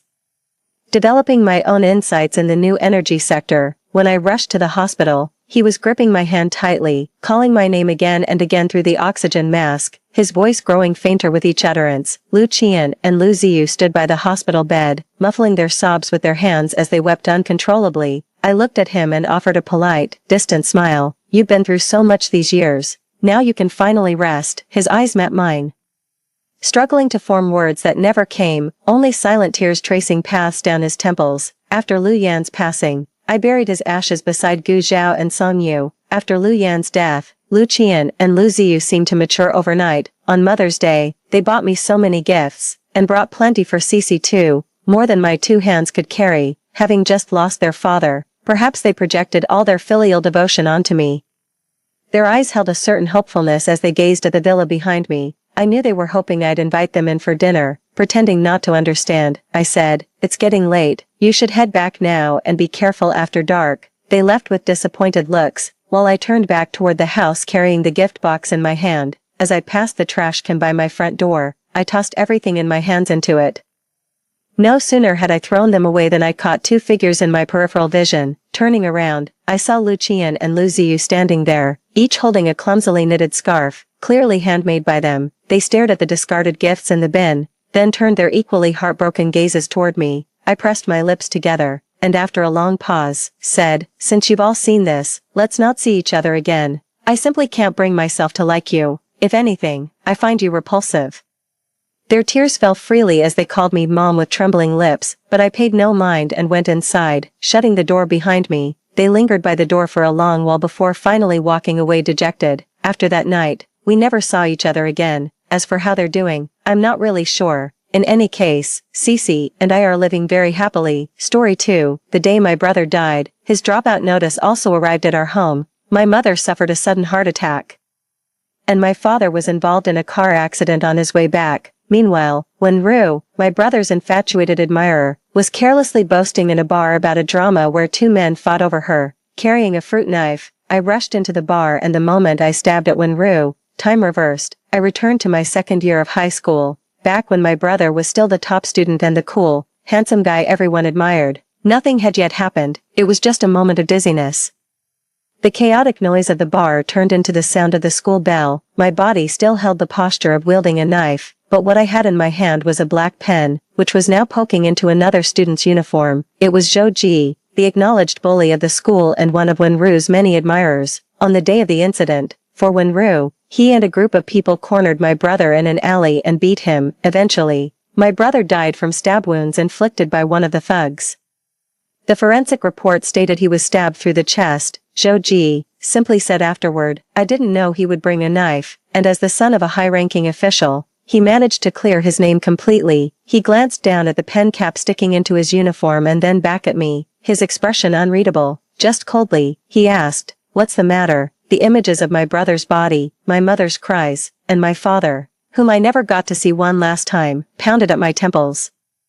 I stared at him fiercely, struggling to keep my trembling hands under control to avoid lunging forward and strangling him. Zhou Ji's brows furrowed. He was about to say something more when the teacher's reprimand quieted everyone down. "What's the commotion at the back? Class is starting." As if awakening from a dream, I looked around and instantly saw, standing next to the teacher on the podium, a girl. "Zhou Ji, Jiang Nian, return to your seats. Let me introduce to everyone the new student who transferred to our class this semester, Wenru." I walked back to my seat like a zombie, noticing the many gazes fixed on Wenru. She was pale, slim, and her features were exquisitely beautiful. The sunlight streaming onto the podium elongated her elegant figure, with a smile on her lips and a sly glint in her eyes. She completed her introduction and was directed by the teacher to the empty seat next to me. It wasn't until she methodically performed the actions I remembered from my memories, walking towards me under everyone's gaze and cheerfully saying hello, that I truly believed I had traveled back in time, back to the start of my 2nd year in high school, the time when Wenru transferred to our school, marking the beginning of all misfortunes. In the days to come, she would be revered as the school beauty for her enviable looks and her gentle demeanor. Entangling herself with my brother and winning a place in his heart, from being the unattainable dream of many boys, she became the deep mark on my brother, Jiang Heng, and my brother, who lay in a pool of blood, became her proudest trophy, the one who fell from grace for her, descended from the pedestal for her. and ultimately died for her, compared to my initial admiration and joy when I first met her. This time, I merely glanced at her, holding my head up, looking into her eyes.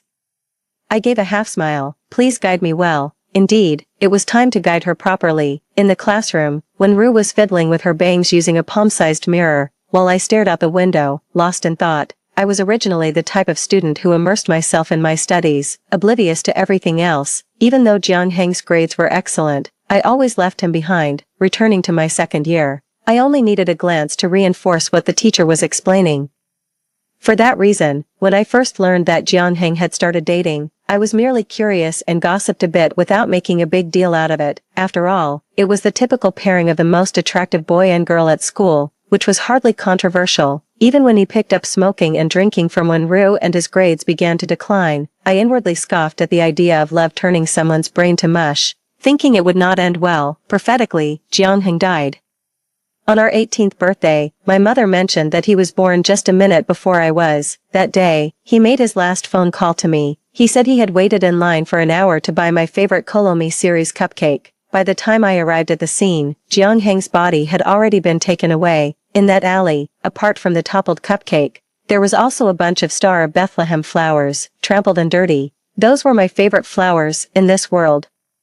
Countless people are dizzy with love, some confused, some mad, but it shouldn't lead to death, and it definitely should not have been my brother. Fate has given me a chance to start over, to change the fragmented fate of my family. I want to pull my brother Jian Heng back from the abyss, back to his vibrant and flourishing 18-year-old self. When the class bell rang, people crowded around Wenru and me at our desk, all there to curry favor with her.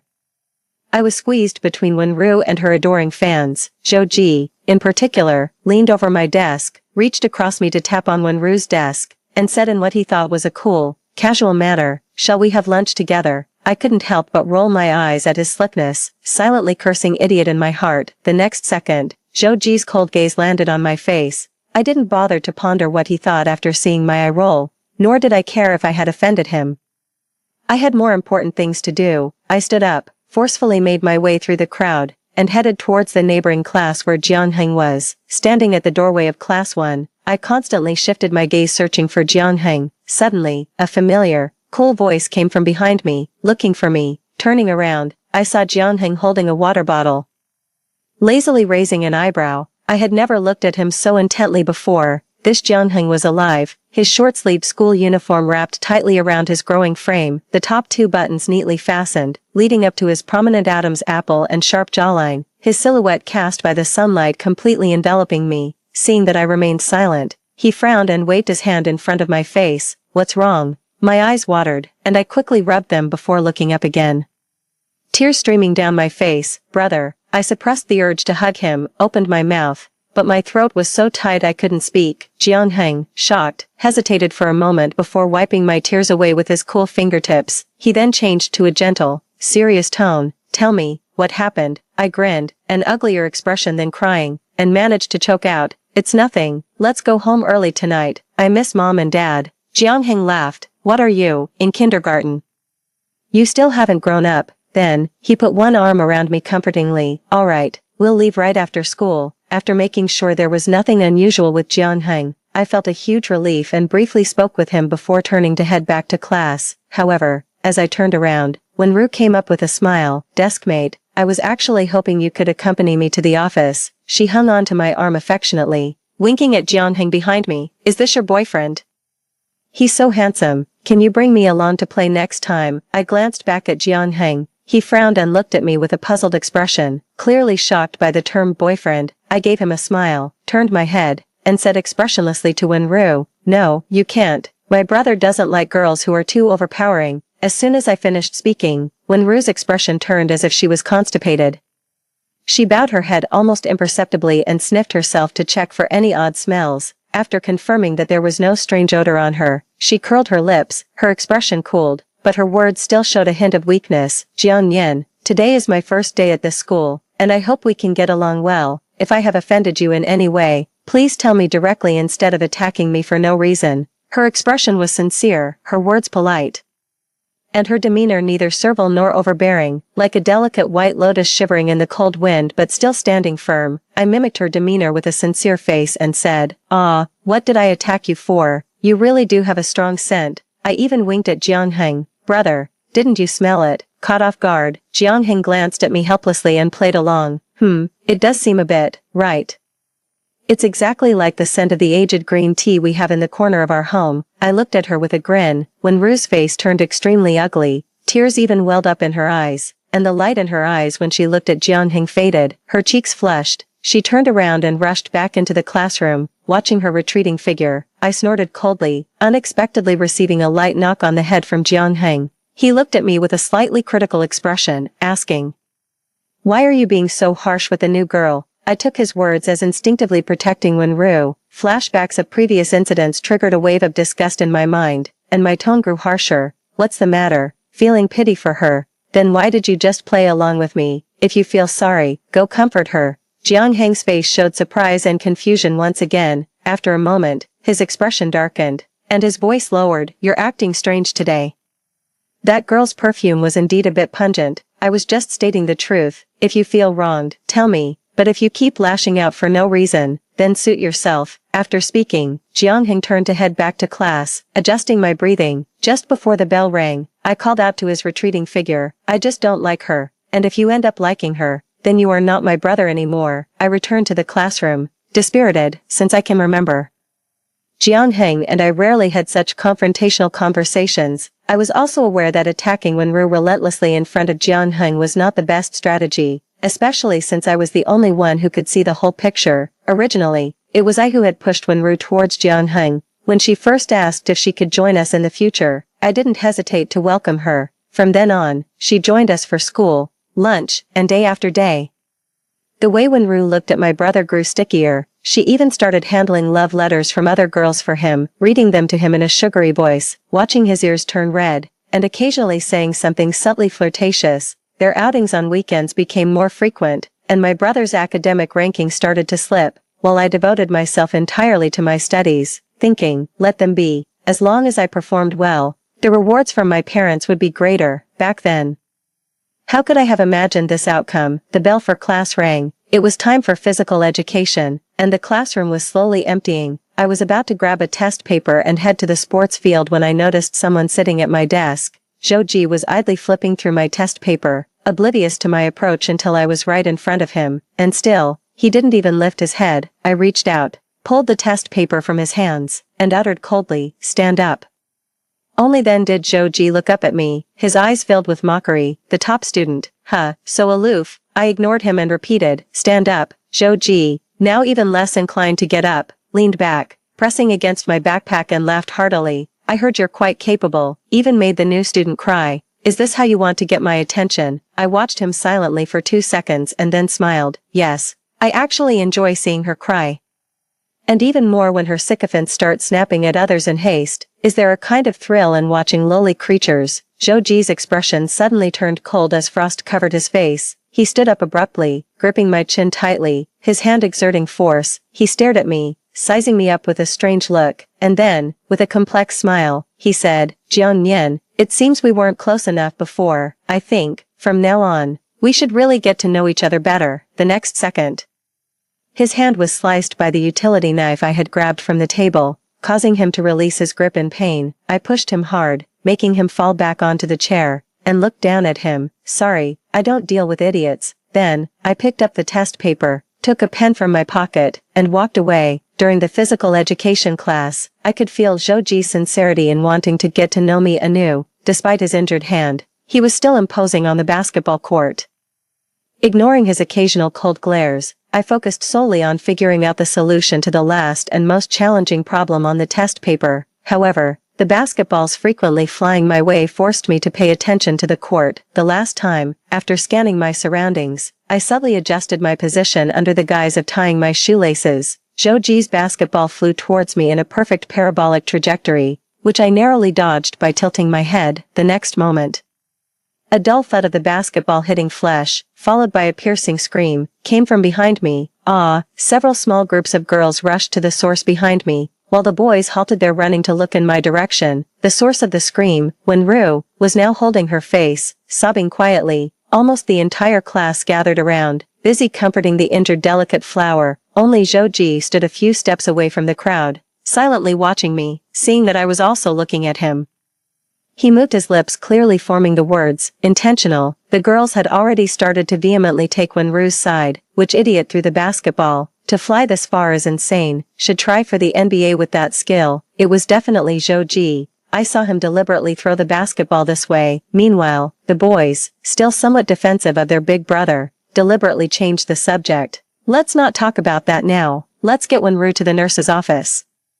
It was all just an accident. Zhou, arms crossed over his chest and clearly looking upset, glanced at me with an ambiguous expression, then stepped forward to Wenru and said in a somewhat stiff voice, "I'll take you to the nurse's office." With her eyelashes still red from crying, Wenru gave a pitiful smile, looking very distressed. "No need, Zhou. I believe it wasn't intentional. It doesn't hurt that much. Let's not blame him. Was that really not intentional? Can't you even say sorry?"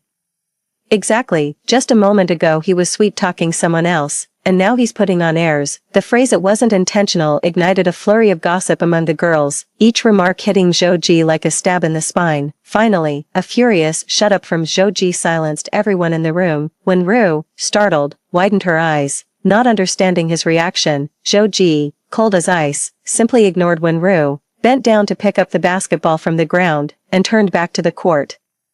Followed by most of the boys, seeing Wenru's disappointed expression and the fleeting shadow in her eyes, I couldn't help but sneer internally. She thought she was being clever by positioning herself as humble, hoping to evoke Zhou's guilt and craft a perfect image of an innocent damsel to win favor. Little did she know, with Zhou's personality, arrogant and dismissive, he would only apologize if he genuinely wanted to.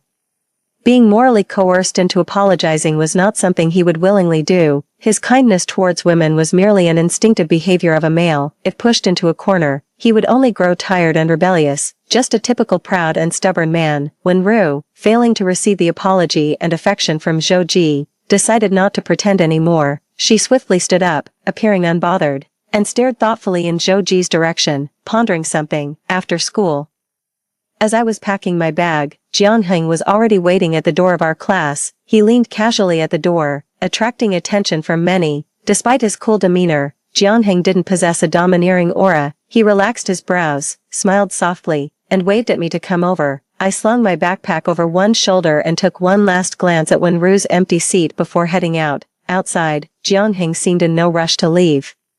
Leaning against the door and looking at me with feigned indifference, "What's up, aren't we leaving?" I urged. "I'm waiting for my sister." "Who are you?" he replied casually, still dwelling on our conversation from the morning. Realizing this, I nodded, turned, and said, "Then I'll go find my brother. Bye." That finally made Jianheng drop his act and follow me, taking my backpack from my shoulder to carry it himself. Then he slung his arm roughly around my neck, pulling me close into a tight embrace. His voice carried a hint of anger. "So you're having issues with others, and you don't need your brother anymore. I don't even know that girl, and you're making up stories about me liking her." My heart sank slightly, taken aback. I had always feared that Jianheng in this timeline would repeat past mistakes, but I had overlooked his inherently aloof nature. Hesitantly, I asked, "So, what did you think of her when you saw her?"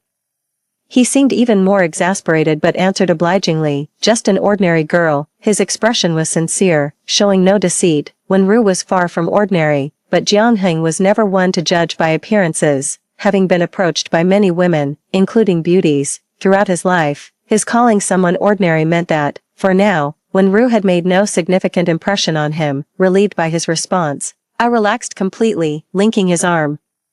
We hopped down the stairs just like we used to when we were kids, playful and carefree. Jianheng's anger subsided as we moved together, a moment reminiscent of simpler times. He teased me for being childish with a smile. However, as I was hopping around, I accidentally bumped into someone. Zhou, holding a basketball in one hand and sweating slightly, stood in front of me, apparently just after playing a game. He looked expressionlessly at Jianheng, then glanced at my hand intertwined with Jianheng's arm and said with a smirk, "Playing house, are you?" I instinctively tried to step in front of Jianheng, but he shielded me behind him instead. Jianheng smiled lightly and calmly said to him, "Sorry, classmate." He then tried to walk past Zhou with me, but Zhou Ji reached out to block me, his tone icy. Aren't you going to apologize? On the back of his hand was a glaring wound, the very one I had inflicted that morning. Jiangheng frowned, about to say something, but I spoke first with a sweet smile. I'm sorry, brother Zhou Ji. Zhou Ji was taken aback, seemingly not expecting me to be so docile. A hint of mockery flashed in my eyes as I gently caressed his wound with my hand, then dug my nails deep into his flesh. The barely healed wound started bleeding again under my pinch. Zhou Ji's face twisted in pain, trying to shake off my hand, but I gripped even tighter. Hurts, doesn't it? It's just a fraction of what my brother endured. Damn. As Zhou Ji was about to throw the basketball in his arms and raise his other hand, I let go, my eyes slightly downcast. I met his gaze, my eyes venomous, and whispered, Brother Zhou Ji, be more careful where you walk in the future, lest you bump into me again. Perhaps because I made no effort to conceal my hostility, more than anger, Zhou Ji's eyes showed surprise and confusion.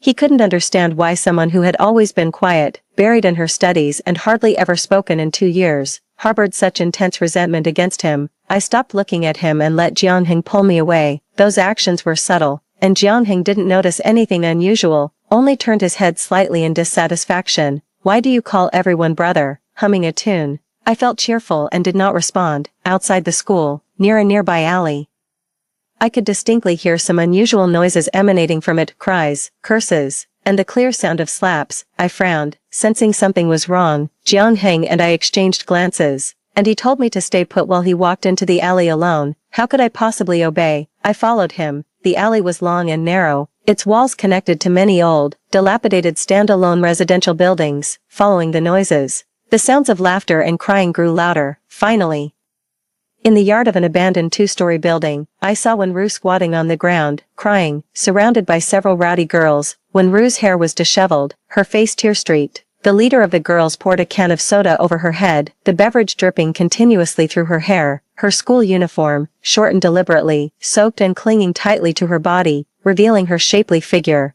The girls squatted in front of her, gently slapping her face and laughing loudly.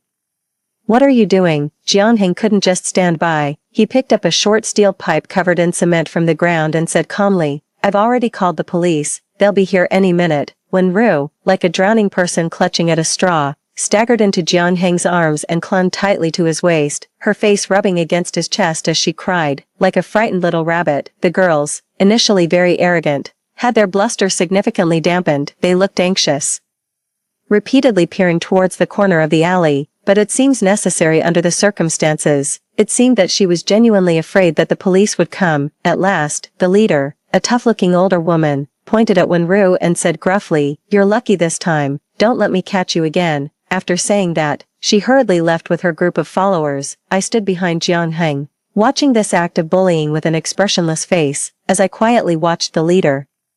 When she brushed past me, I gave her a grin and whispered, Long time no see. She glanced at me, puzzled, and hurried off without saying much. Of course, I couldn't forget her. She was the girl who had laughed the loudest at the bar next to Wenru. Listening to Wenru boast about her Queen of the Sea experiences, Jianheng looked somewhat stiff as he comforted Wenru in his arms, gently patting her back and saying softly, It's okay. Don't be afraid, they're gone now. Wenru then looked up, her face still delicate despite being stained with tears, showing no signs of the red slap marks or even any swelling. She looked pitifully at Jianheng and asked, Can you take me to the hospital? Jianheng hesitated, then turned to look at me. I smiled broadly. Why go to a hospital? Just come to our place, it's nearby, we can check you over there. Jianheng was clearly surprised by my offer to take Wenru home out of goodwill, but he didn't say much.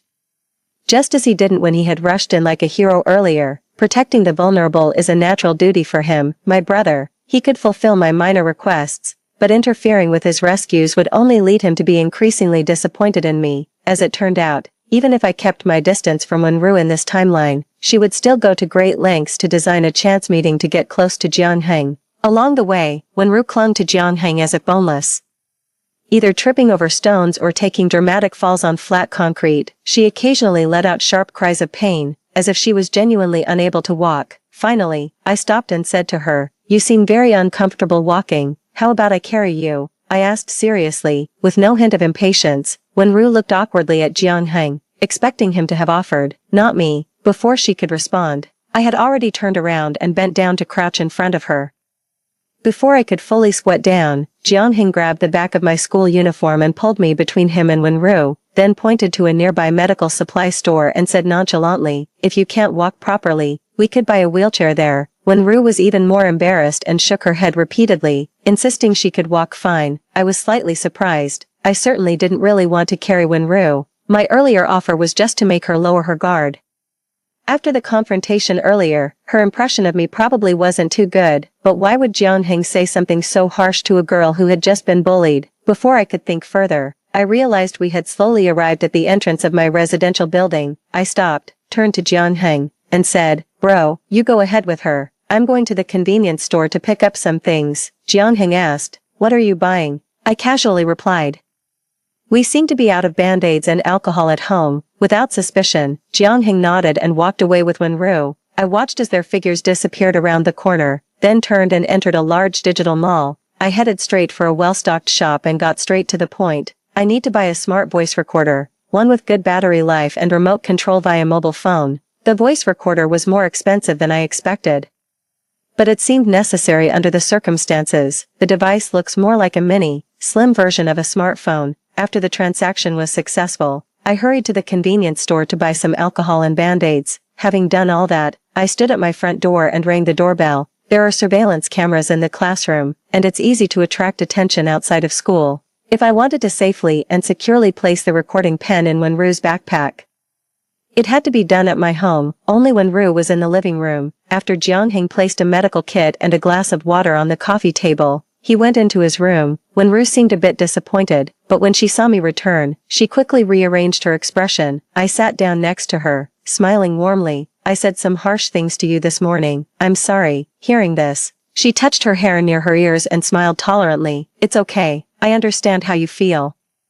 It's normal to be afraid of someone taking your brother away. I often encounter this. I'm just friends with some boys, but their girlfriends really dislike me. I'm used to it now." As I reached to open the medical kit, a wave of nausea surged in my stomach, and I suddenly changed the subject. But why did you get involved with those people just now?"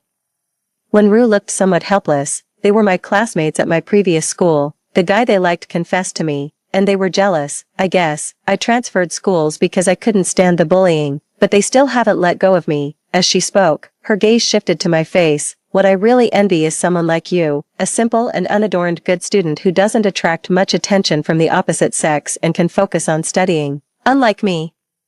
I'm exhausted dealing with unwanted suitors every day. Oh, I don't know why. Even though there are so many girls at school, they still fancy me." I nodded and smiled, patting her leg without engaging further in the conversation. "You seemed uncomfortable walking just now. Let's check if there's any injury on your leg first." After saying that, I gestured for her to stretch her leg out on the sofa. Wenru was clearly reluctant. "Actually, I'm not really hurt. No need to check. By the way, where's your brother? Isn't he coming out?" I raised an eyebrow. "He's in his room. Should I call him for you?" Wenru smiled. "No need to trouble you. I'll go myself. I'd like to see what a boy's room looks like inside." I coldly chuckled, but nodded outwardly. Wenru tidied her hair to maintain a refined look and headed towards Jiangheng's room. As her figure disappeared at the doorway of Jiangheng's room, I quickly searched her backpack. The backpack wasn't empty, but there were no textbooks or exercise books, not even the homework assigned today. There were just a few romance magazines, a makeup bag, and some other miscellaneous items unrelated to studies. I placed the recording pen in a hidden compartment she wouldn't notice.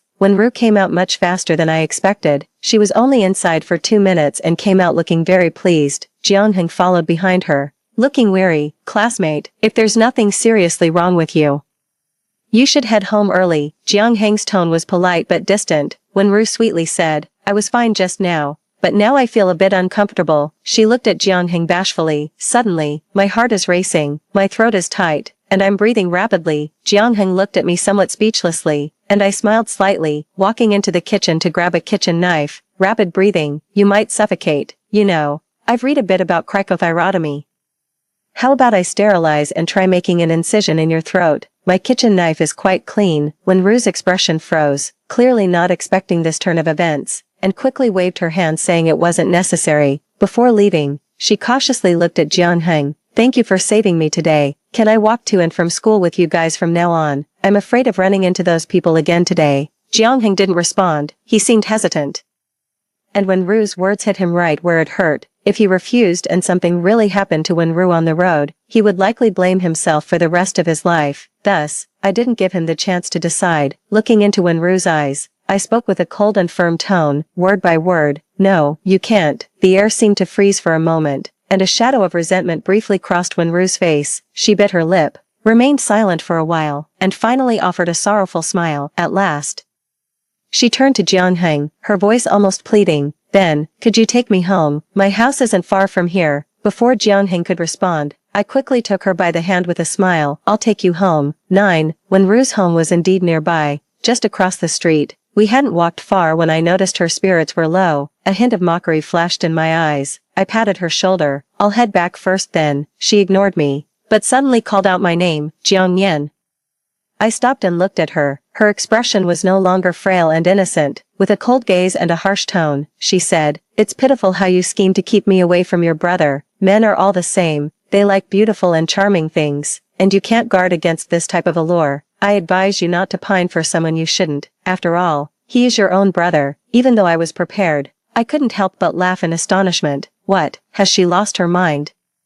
Wenru didn't respond further, leaving behind a meaningful look before turning and walking away. I strolled home alone leisurely, glancing up casually. I saw several girls across the street. They were in a group, their distinct hair colors and outfits making them quite conspicuous. The same girls who had surrounded Wenru earlier, and they were clearly heading toward Wenru's home. I quickened my pace, hurried home, entered my room, and took out my cell phone to activate the voice recorder. First, there was a faint rustling of static followed by the distinct clinking of glass. How did it go? Ru, our act just now wasn't bad, right? This person sounded quite smug. Wenru snorted, followed by the sound of a glass being slammed down on the table. What good does it do to act well? Jianheng didn't agree to any of my requests, and Jiang Yan, that wretched woman, is so paranoid about me stealing her brother, guarding him like crazy. Oh wow.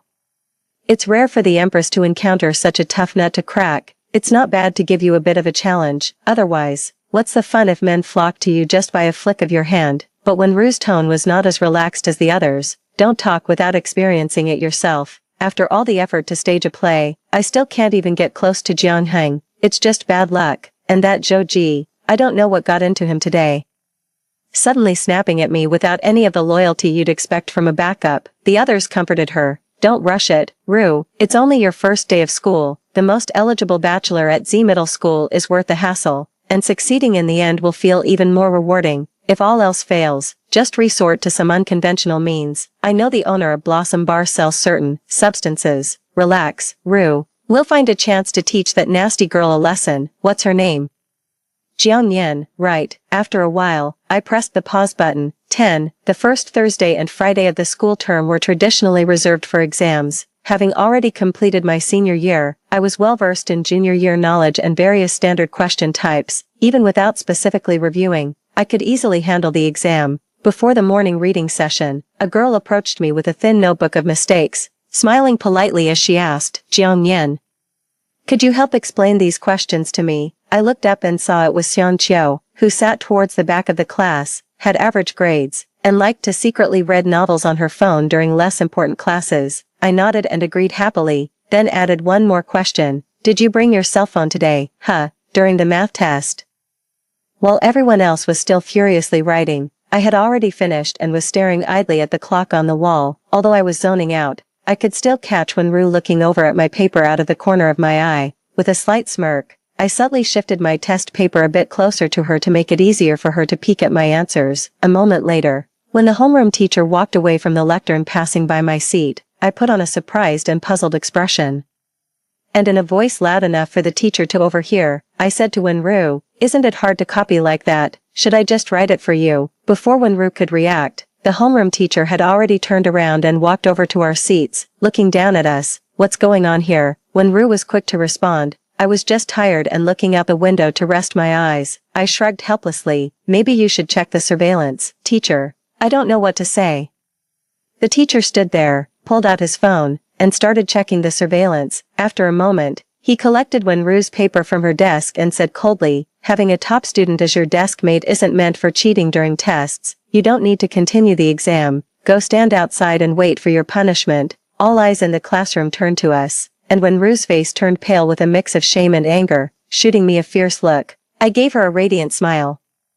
Only when she stood up and walked out reluctantly did everyone turn their eyes back to their own papers, except for one gloomy gaze that remained fixed on me. The afternoon after the test was another PE class, used for rehearsal for a performance at the school celebration a week later. Our class had submitted a proposal for a ballroom dance. The teacher gave us 10 minutes to choose our dance partners, insisting on mixed-gender pairs for aesthetics. Unsurprisingly, most of the boys, blushing, approached Wenru only to be met with her smiling and shaking her head. She was waiting for the most outstanding boy in our class. Zhou stood with his hands in his pockets for a while before finally walking towards her. Passing by Wenru without even noticing her astonished look, he stopped in front of me. He glanced down slightly, looked at me with drooping eyes, then extended the hand I had once injured, palm open. With a smirk and a hint of disdain, he slowly asked, "Miss Top Student, would you like to be my dance partner?" The surprised gazes of our classmates converged on us. As if unable to believe there could be any interaction between us, I pulled out a smile, though it didn't reach my eyes,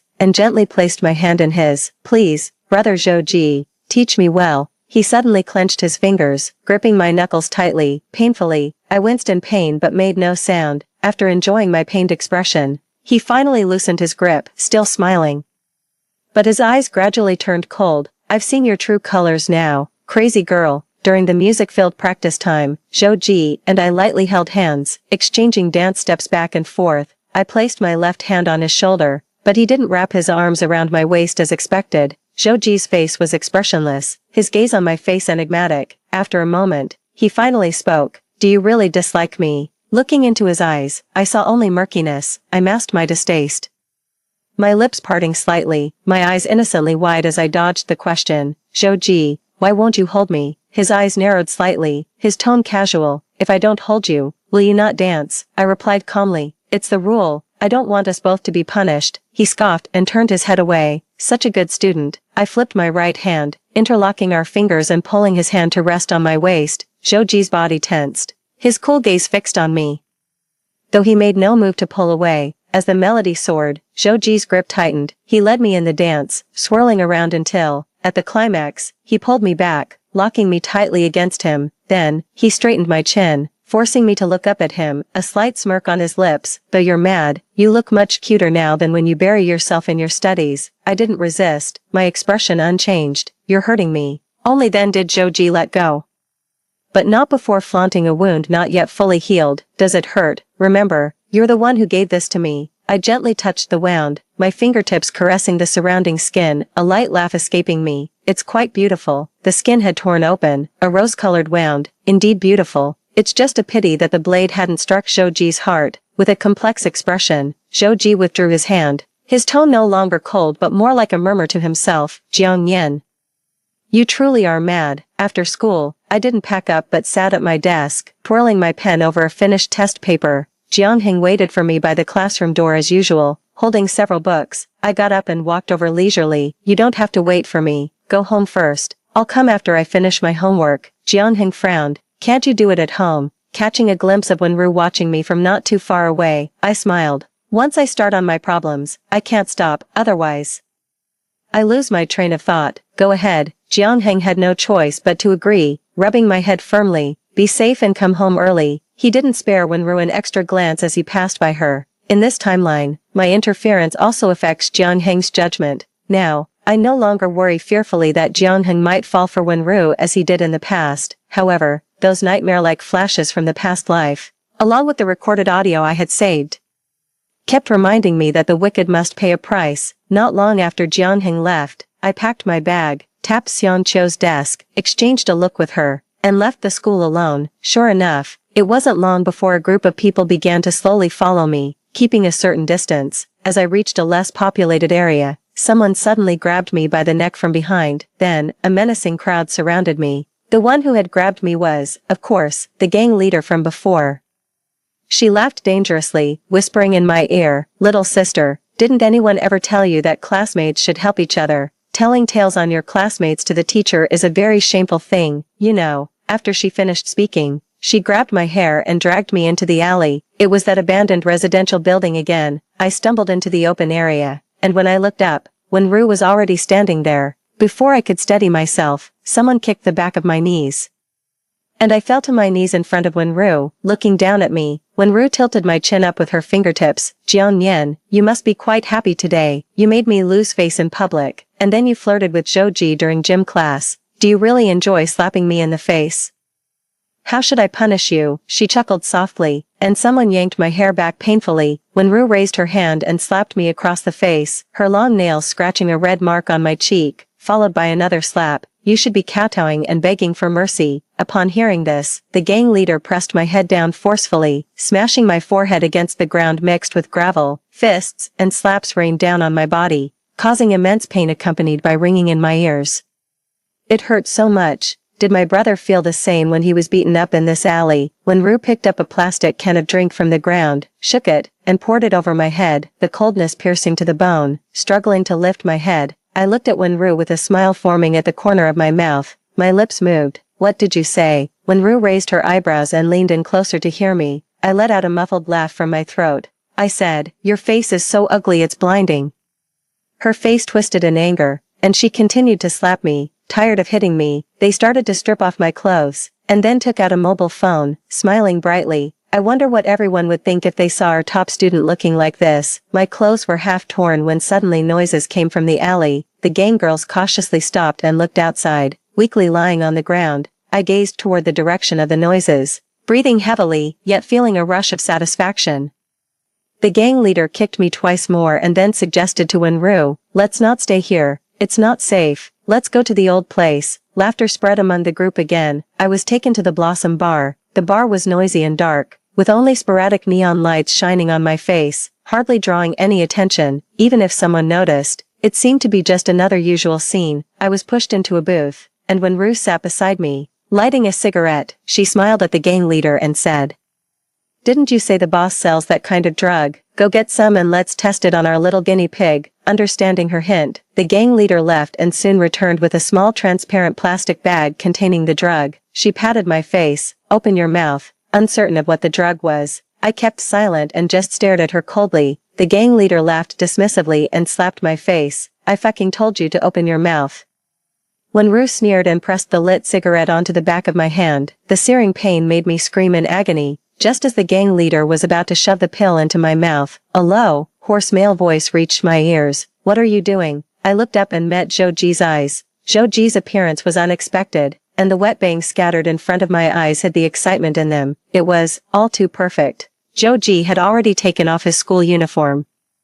Dressed casually in a baggy black t-shirt, topped with a baseball cap, his gang stood behind him, looking over with keen interest. I immediately recognized the thug who had stabbed my brother to death. Zhou, Wenru exclaimed in shock, her face turning pale. Zhou merely glanced at her before shifting his gaze to my face, his expression unreadable. After a moment of silence, he spoke in a cold tone, leave this guy to me. The gang leader was naturally displeased, and though she was annoyed, she could tell Zhou was not someone to be trifled with. She patted Zhou on the shoulder. Brother, stay out of our business. As soon as she finished speaking, Zhou grabbed her fingers and twisted them outward. The gang leader cursed in pain. Meanwhile, Zhou's face remained stern as he gave a cold laugh. Who's your brother? Wenru quickly pulled the gang leader back, feigning composure as she addressed Zhou. Zhou, it was Jiang Yan who provoked me first.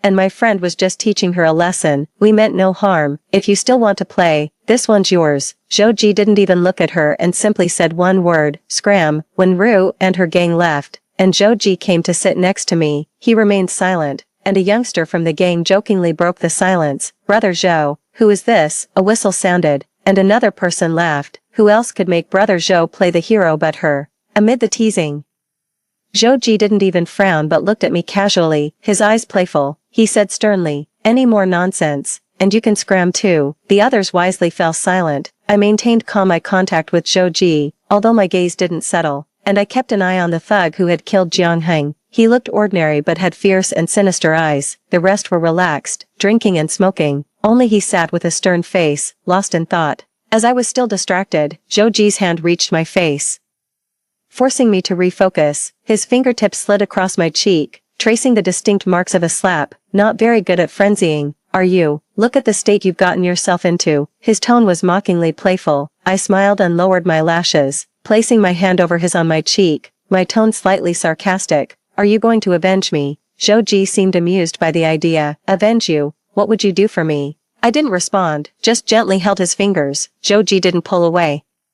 His gaze intense. Aren't you afraid I might ask for something excessive? I raised an eyebrow. How excessive? Want to sleep with me? Zhou stiffened, his expression darkening, and he gripped my wrist in return. You really have a way with words, always surprising me. I had never really intended for Zhou to avenge me. Realizing that staying here was a waste of time, I forcefully broke away and stood up to leave. Zhou showed no reaction, and as I walked past the gang, someone grabbed my arm, smirking cheekily. Sister-in-law, leaving so soon, why not stay a bit longer? I was about to shake him off when Zhou's deep voice came from behind. Don't touch her. The man reluctantly let go. As I passed the thug, he was looking down at his phone. I quickly glanced at him without a trace, other than having heavy dark circles. There was nothing remarkable about his appearance, and on his phone screen, the details show a transfer payment from a balance.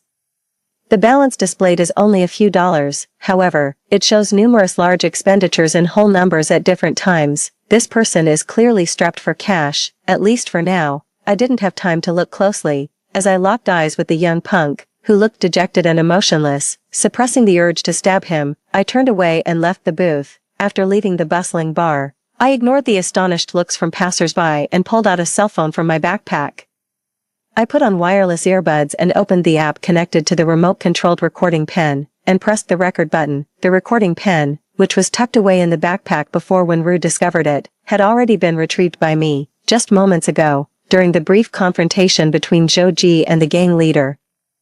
I took advantage of the dim lighting to slip the recording pen back into a crevice beneath the booth's sofa. 14. Brother Zhou, who was that girl just now? She looked quite innocent. It was an unfamiliar voice, still carrying a hint of sleaze. A lunatic, replied Zhou. Damn, really, the vibe between you two earlier made me want to move to another spot. Didn't want to interrupt. Ha ha ha ha. I walked slowly on my way home, patiently listening to some meaningless chatter. Finally, a different piece of information came through the earphones, in a voice hoarse and a bit frightening. Brother Zhou, could you lend me some more money? At this, everyone fell silent, the atmosphere turning dead. After a moment, I heard the click of a lighter. Didn't I just lend you 20,000 last time? Zhou's voice sounded emotionless. Yes, but my mom's really sick, and 20,000 is far from enough. Among all my brothers, you're the only one who can help me.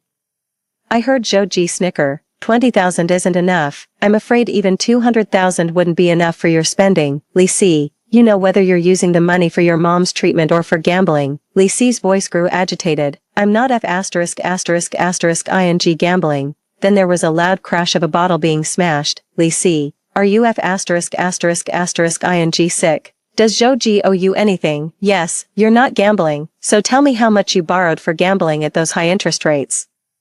Where the daily interest alone must be around 20,000, your mom is almost dying in bed, and you can't even bear to buy her something decent. If it weren't for Zhou continuously paying the hospital bills, your mother would have been in the grave long ago. What the do you care? The argument was loud, almost painful to my ears. I stood at the base of my apartment building, turned off the recording, and the glass window of the security room reflected my face.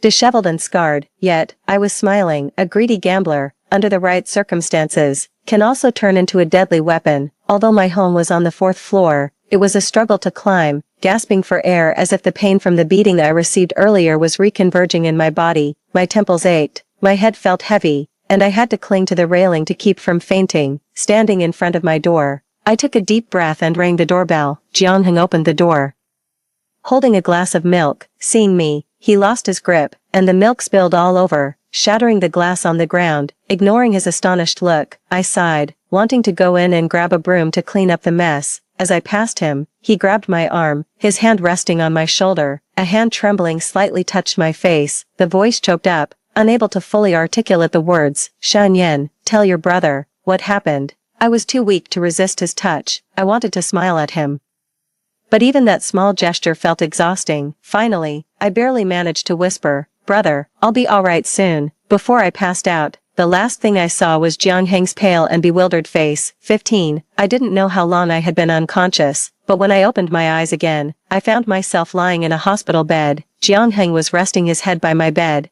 seemingly asleep. I lay there, eyes open, quietly staring at the ceiling. Soon after, my mother came in.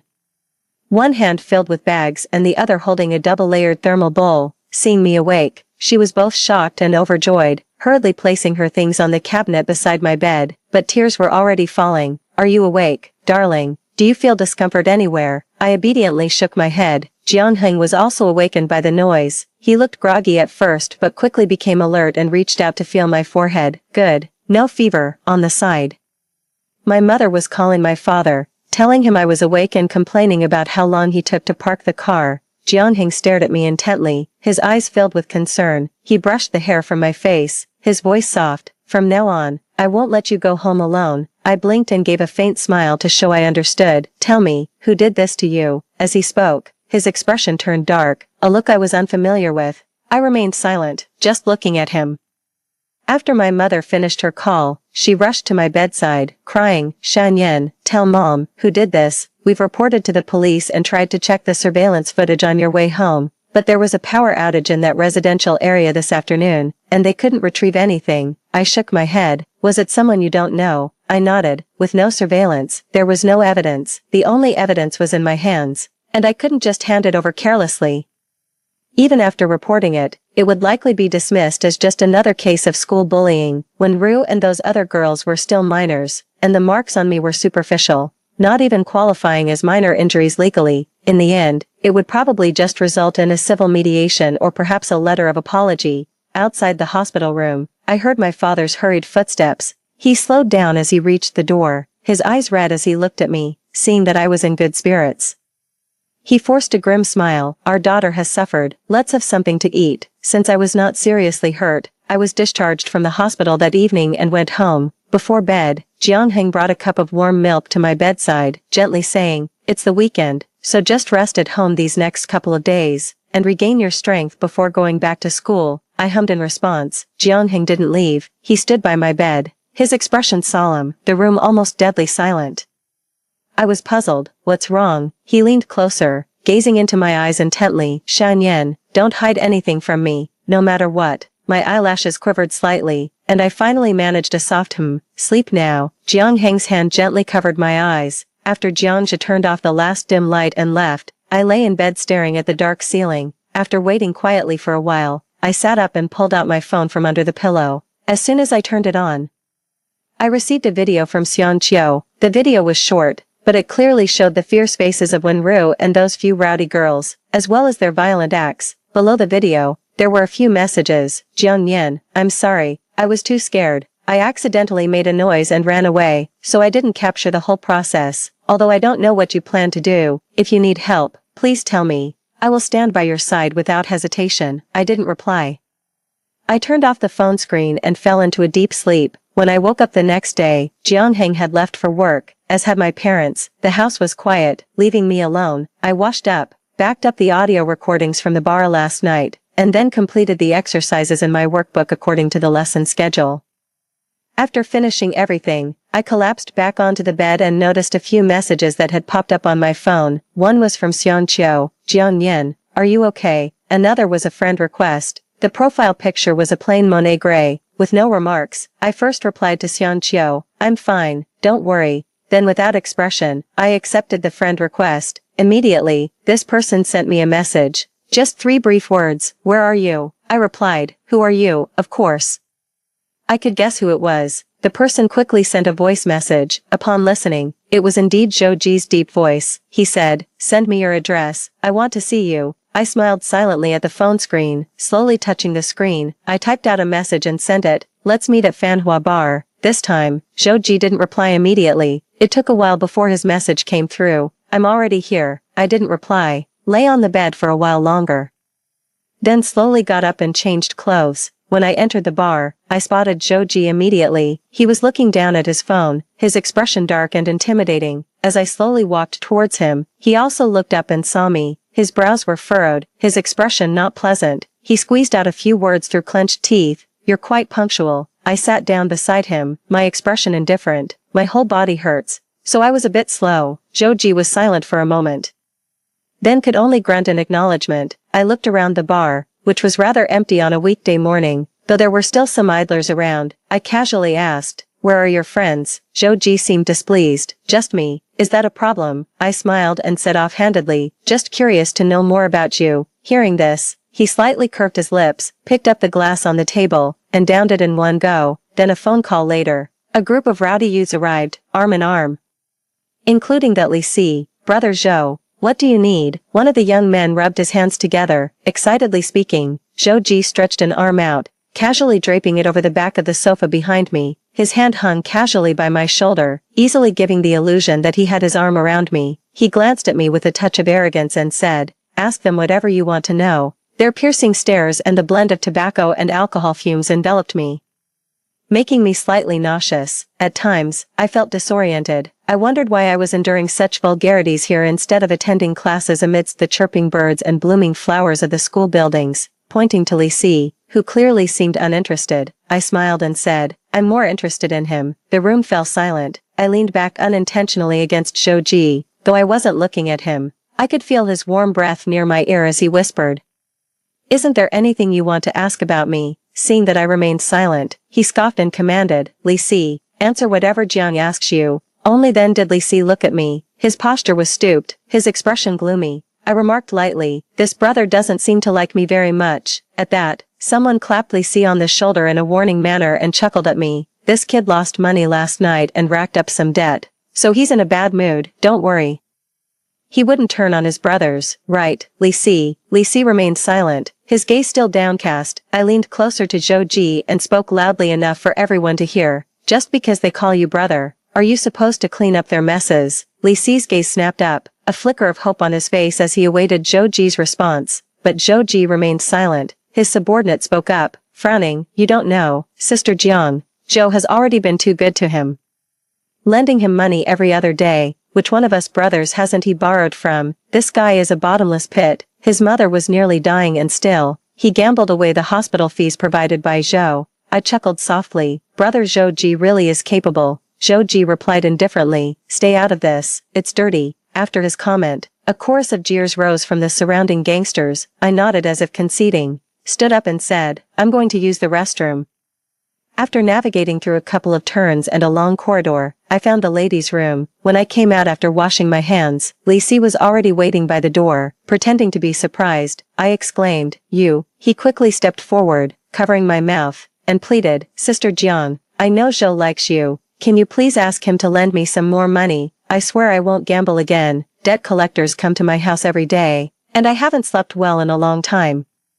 "You have a kind heart, and Zhou isn't short on money. If you ask him, he will definitely agree. I beg you, I beg you." After saying this, Li Si actually knelt down before me. I stared emotionlessly at the top of his head, my mind replaying the scene of Jianheng being stabbed to death. Was it necessary for a group of thugs to bring knives to beat up a student? No matter the circumstances, Li Si was a gambler, and his monetary disputes with Zhou were inevitable. Violent debt collection, a sick family member, and being penniless could drive anyone to desperation. I swallowed my speculations. Even if Li Si would eventually turn against Zhou, that day was still too late for me. I didn't have the patience. I sighed, crossed my arms, and leaned against the wall, saying helplessly, "You really put me in a difficult position by saying this." Instead of humbly asking Zhou for money, it would be better to first tightly grasp the resources already at your disposal. The daily hospitalization fee at the city center hospital is about 1,500, isn't it? That adds up to nearly 10,000 a week. Since Zhou is willing to cover this expense for you, why not take this initial gambling stake and give it another shot? It's a dead end either way. If I were you, I'd just go for broke. If you win, you'll have carved out a new path for yourself. After all, when luck has bottomed out, even the heavens will start looking out for you. After saying this, I bent over, patted Li Si on the shoulder, and whispered in his ear, "I believe in you." I came out of the restroom, glanced at the clock near the bar, and realized it was time for lunch. I originally planned to signal from a distance with a gesture, telling Zhou I was about to leave. After all, that group of people, sitting there in their filthy circle, even coming near them felt unlucky, but in a blink of an eye, I saw Zhou leaning against the wall near the door.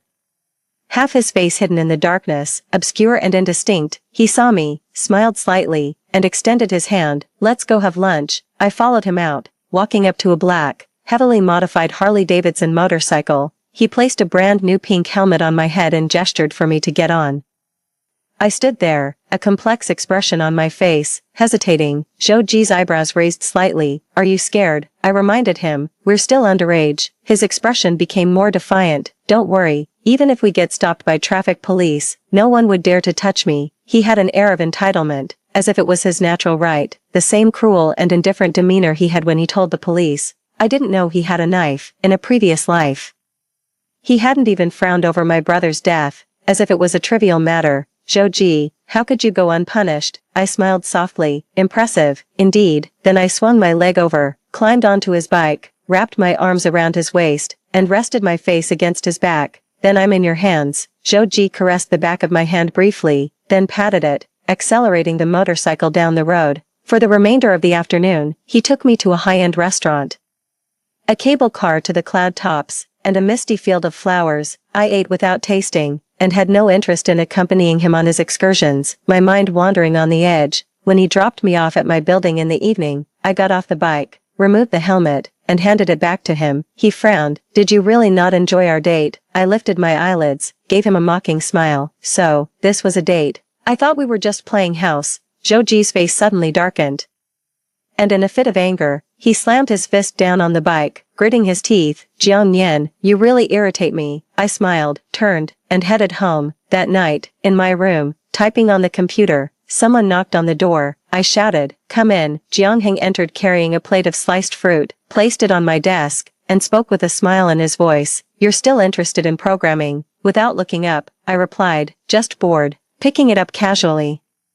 You're entering the informatics competition. I paused, then reluctantly nodded. Pretty impressive, he said. Do you want to get into Tsinghua or Peking University? Jiang Heng was obviously teasing me, and I was happy to joke around with him. I rolled my eyes, pretending to be hesitant. Tsinghua, maybe. His eyes crinkled more at the corners as he smiled. Ambitious, aren't you? Then I'll have to work hard too. To join my little sister at Tsinghua. The following week was uneventful. I attended classes methodically and walked to and from school with Jiang Heng punctually. When Ru occasionally played pranks on me, like gluing my seat or pouring the water from my bottle into my backpack, I took all these pranks in stride. Since our separation last Saturday, Zhou Ji had been unusually cold towards me. Even during the dance practice and PE class, he kept a stern face and remained silent. However, during the crescendo of the melody, as I spun into his arms, I could catch a glimpse of his blushing ears. The school's 160th anniversary celebration was set for the second Friday after the school year started. Z Middle School, being a key high school, hosted a grand celebration, trees heavy with fruit, a celebration of life, rooms filled with orchids, painting a shared blueprint. The alumni garden tour for the celebration had more than 30,000 reservations. This included many notable alumni, from officials at various levels to entrepreneurs big and small. The biggest highlight was undoubtedly Gon Lin, an alumnus from the class of '86, who had appeared on the Forbes billionaires list and had donated 5 buildings to Z Middle School. Additionally, the celebration would be broadcast globally, providing the most direct and timely coverage of the campus activities. The live broadcast reservations reached over 100,000 people, and the number of WeChat shares of the event reached 180,000. It was undoubtedly a magnificent feast.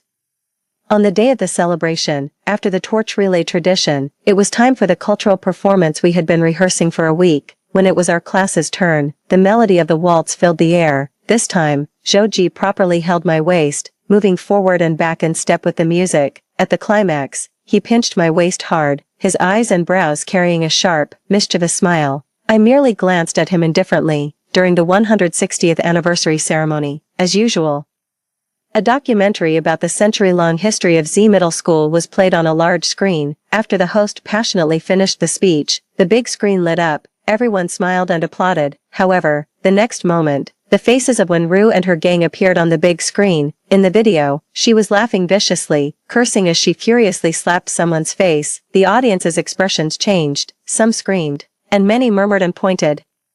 They didn't know who the person being beaten was. This wasn't the first time I watched from a third-person perspective as they punched, kicked, tore at my clothes, and slapped me, but this time an unparalleled sense of satisfaction rose in my heart. The effect of the video projected on the big screen was clearer than I had imagined. As their actions grew more cruel, the crowd's anger surged like a river overflowing its banks.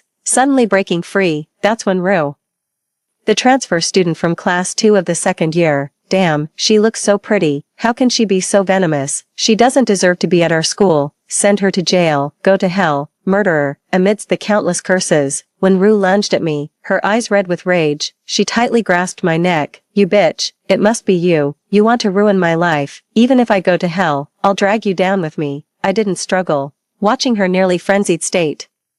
I restrained myself to avoid bursting into excited laughter. Naturally, the students around us pulled Wenru away from me, as she made her desperate attack. Everyone then knew that I was the victim in the video. The security team arrived just in time. After they subdued and removed Wenru, the noise at the venue still lingered for a long time. Many people surrounded me, offering their sympathy, concern, and pity, which I accepted with smiles among the crowd.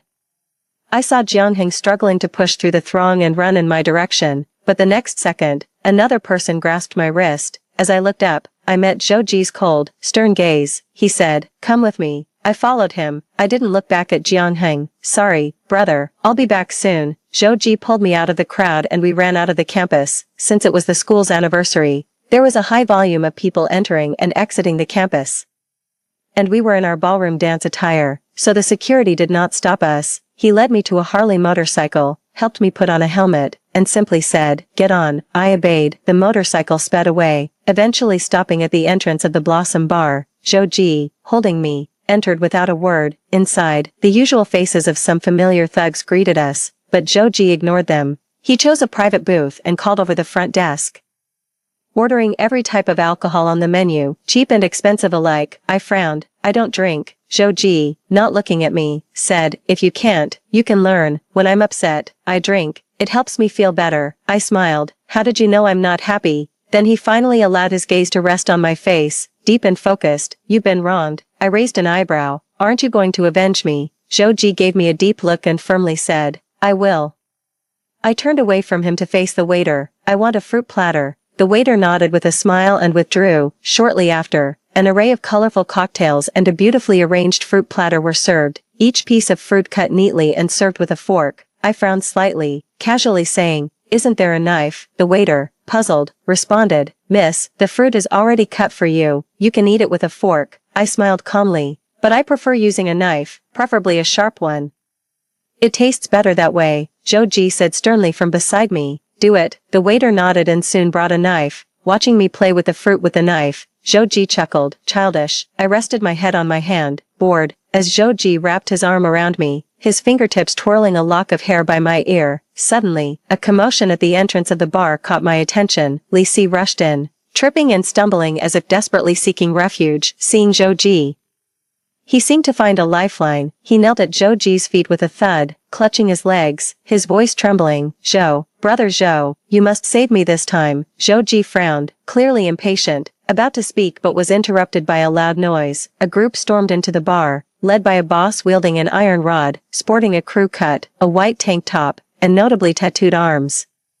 The disturbance began with someone deliberately smashing a few bottles of wine to create a commotion before slowly meandering up to Zhou Ji. With a tone dripping with disdain, he said, well, what a surprise to see young Master Zhou here. Zhou Ji's followers quickly gathered around him in a protective stance, only to be pushed back by the henchmen of the tattooed boss. The scene grew chaotic. Zhou Ji calmly patted my hand, his eyes flashing a hint of fierce determination. Without wasting words, the tattooed boss pressed a metal rod against Li Si's head and growled, I'm not here to make things difficult. Just hand over this deadbeat dog who owes money, and we're good. Zhou Ji glanced at Li Si and replied indifferently, he's my friend. The tattooed boss scoffed, look Zhou, no offense, but what kind of person like you befriends a scumbag who gambles away his own mother's life-saving money? I really think less of you now. Zhou Ji froze, his brows furrowing darkly. What did you say?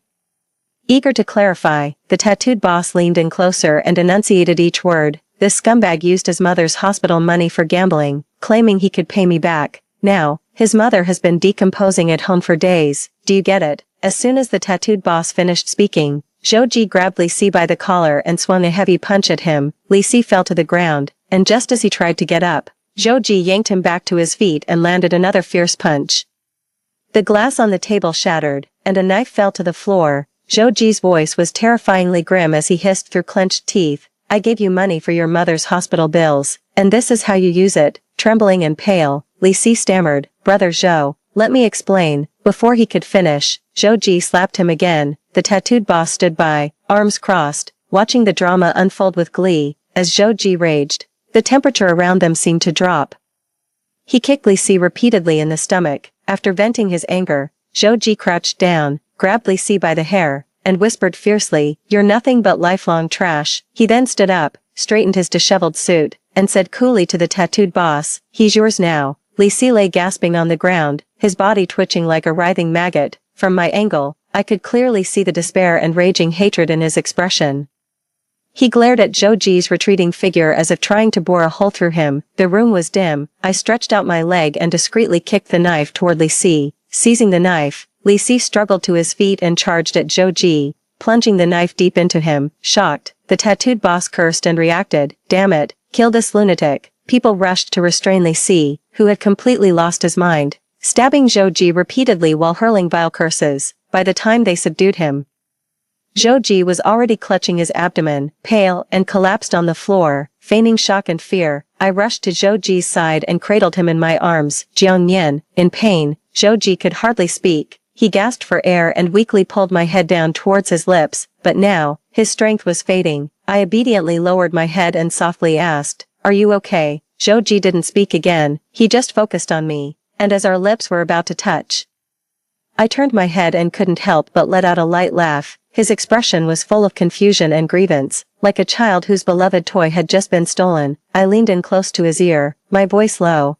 "This is the extreme pain of a knife piercing your body. Remember this feeling deep in your bones." Blood continuously flowed from Zhou Ji's body. Under the neon lights, it looked like a rose-colored exquisite piece of art. He stared at me with wide eyes as I gently caressed his face.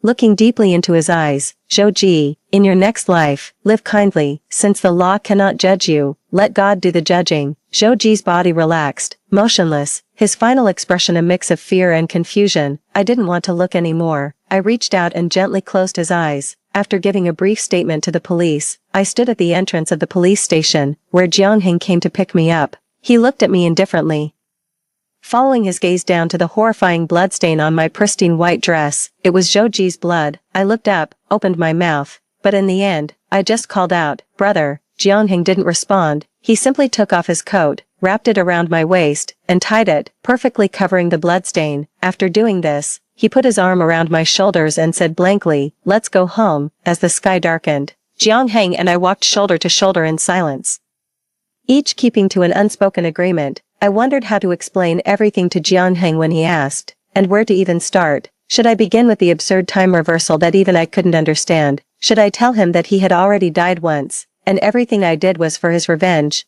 The word revenge popped into my mind, and I suddenly found it ironic. Even I couldn't clarify whether what I did was for revenge or redemption.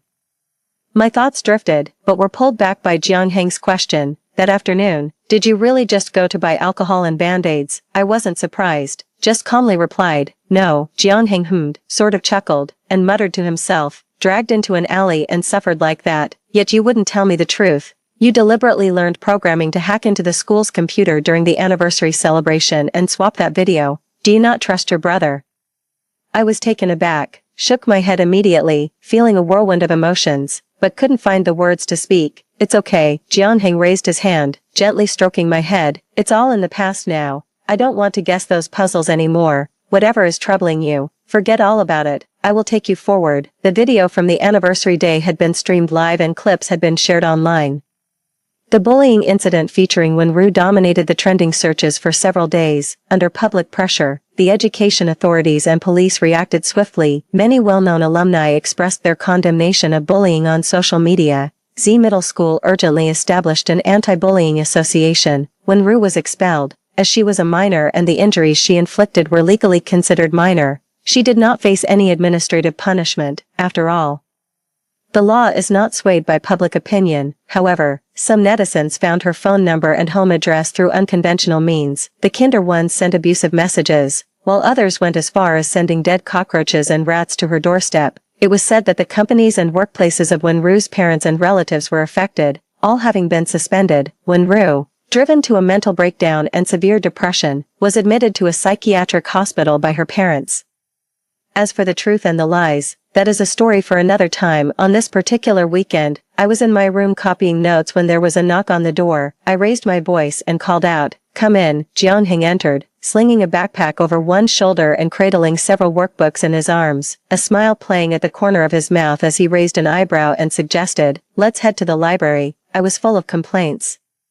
"I just pulled an all-nighter finishing some test papers yesterday. Can't I at least rest for a bit?" Jianheng spoke earnestly. "After all, we need to get into Tsinghua together." Urged by him, I packed my bag. As I got up, the corner of my shirt brushed over my notebook, pausing on a particular page. On that page, there was just one sentence: "We may shatter and fall into the abyss, but we will eventually be lifted and healed. We have nothing to fear."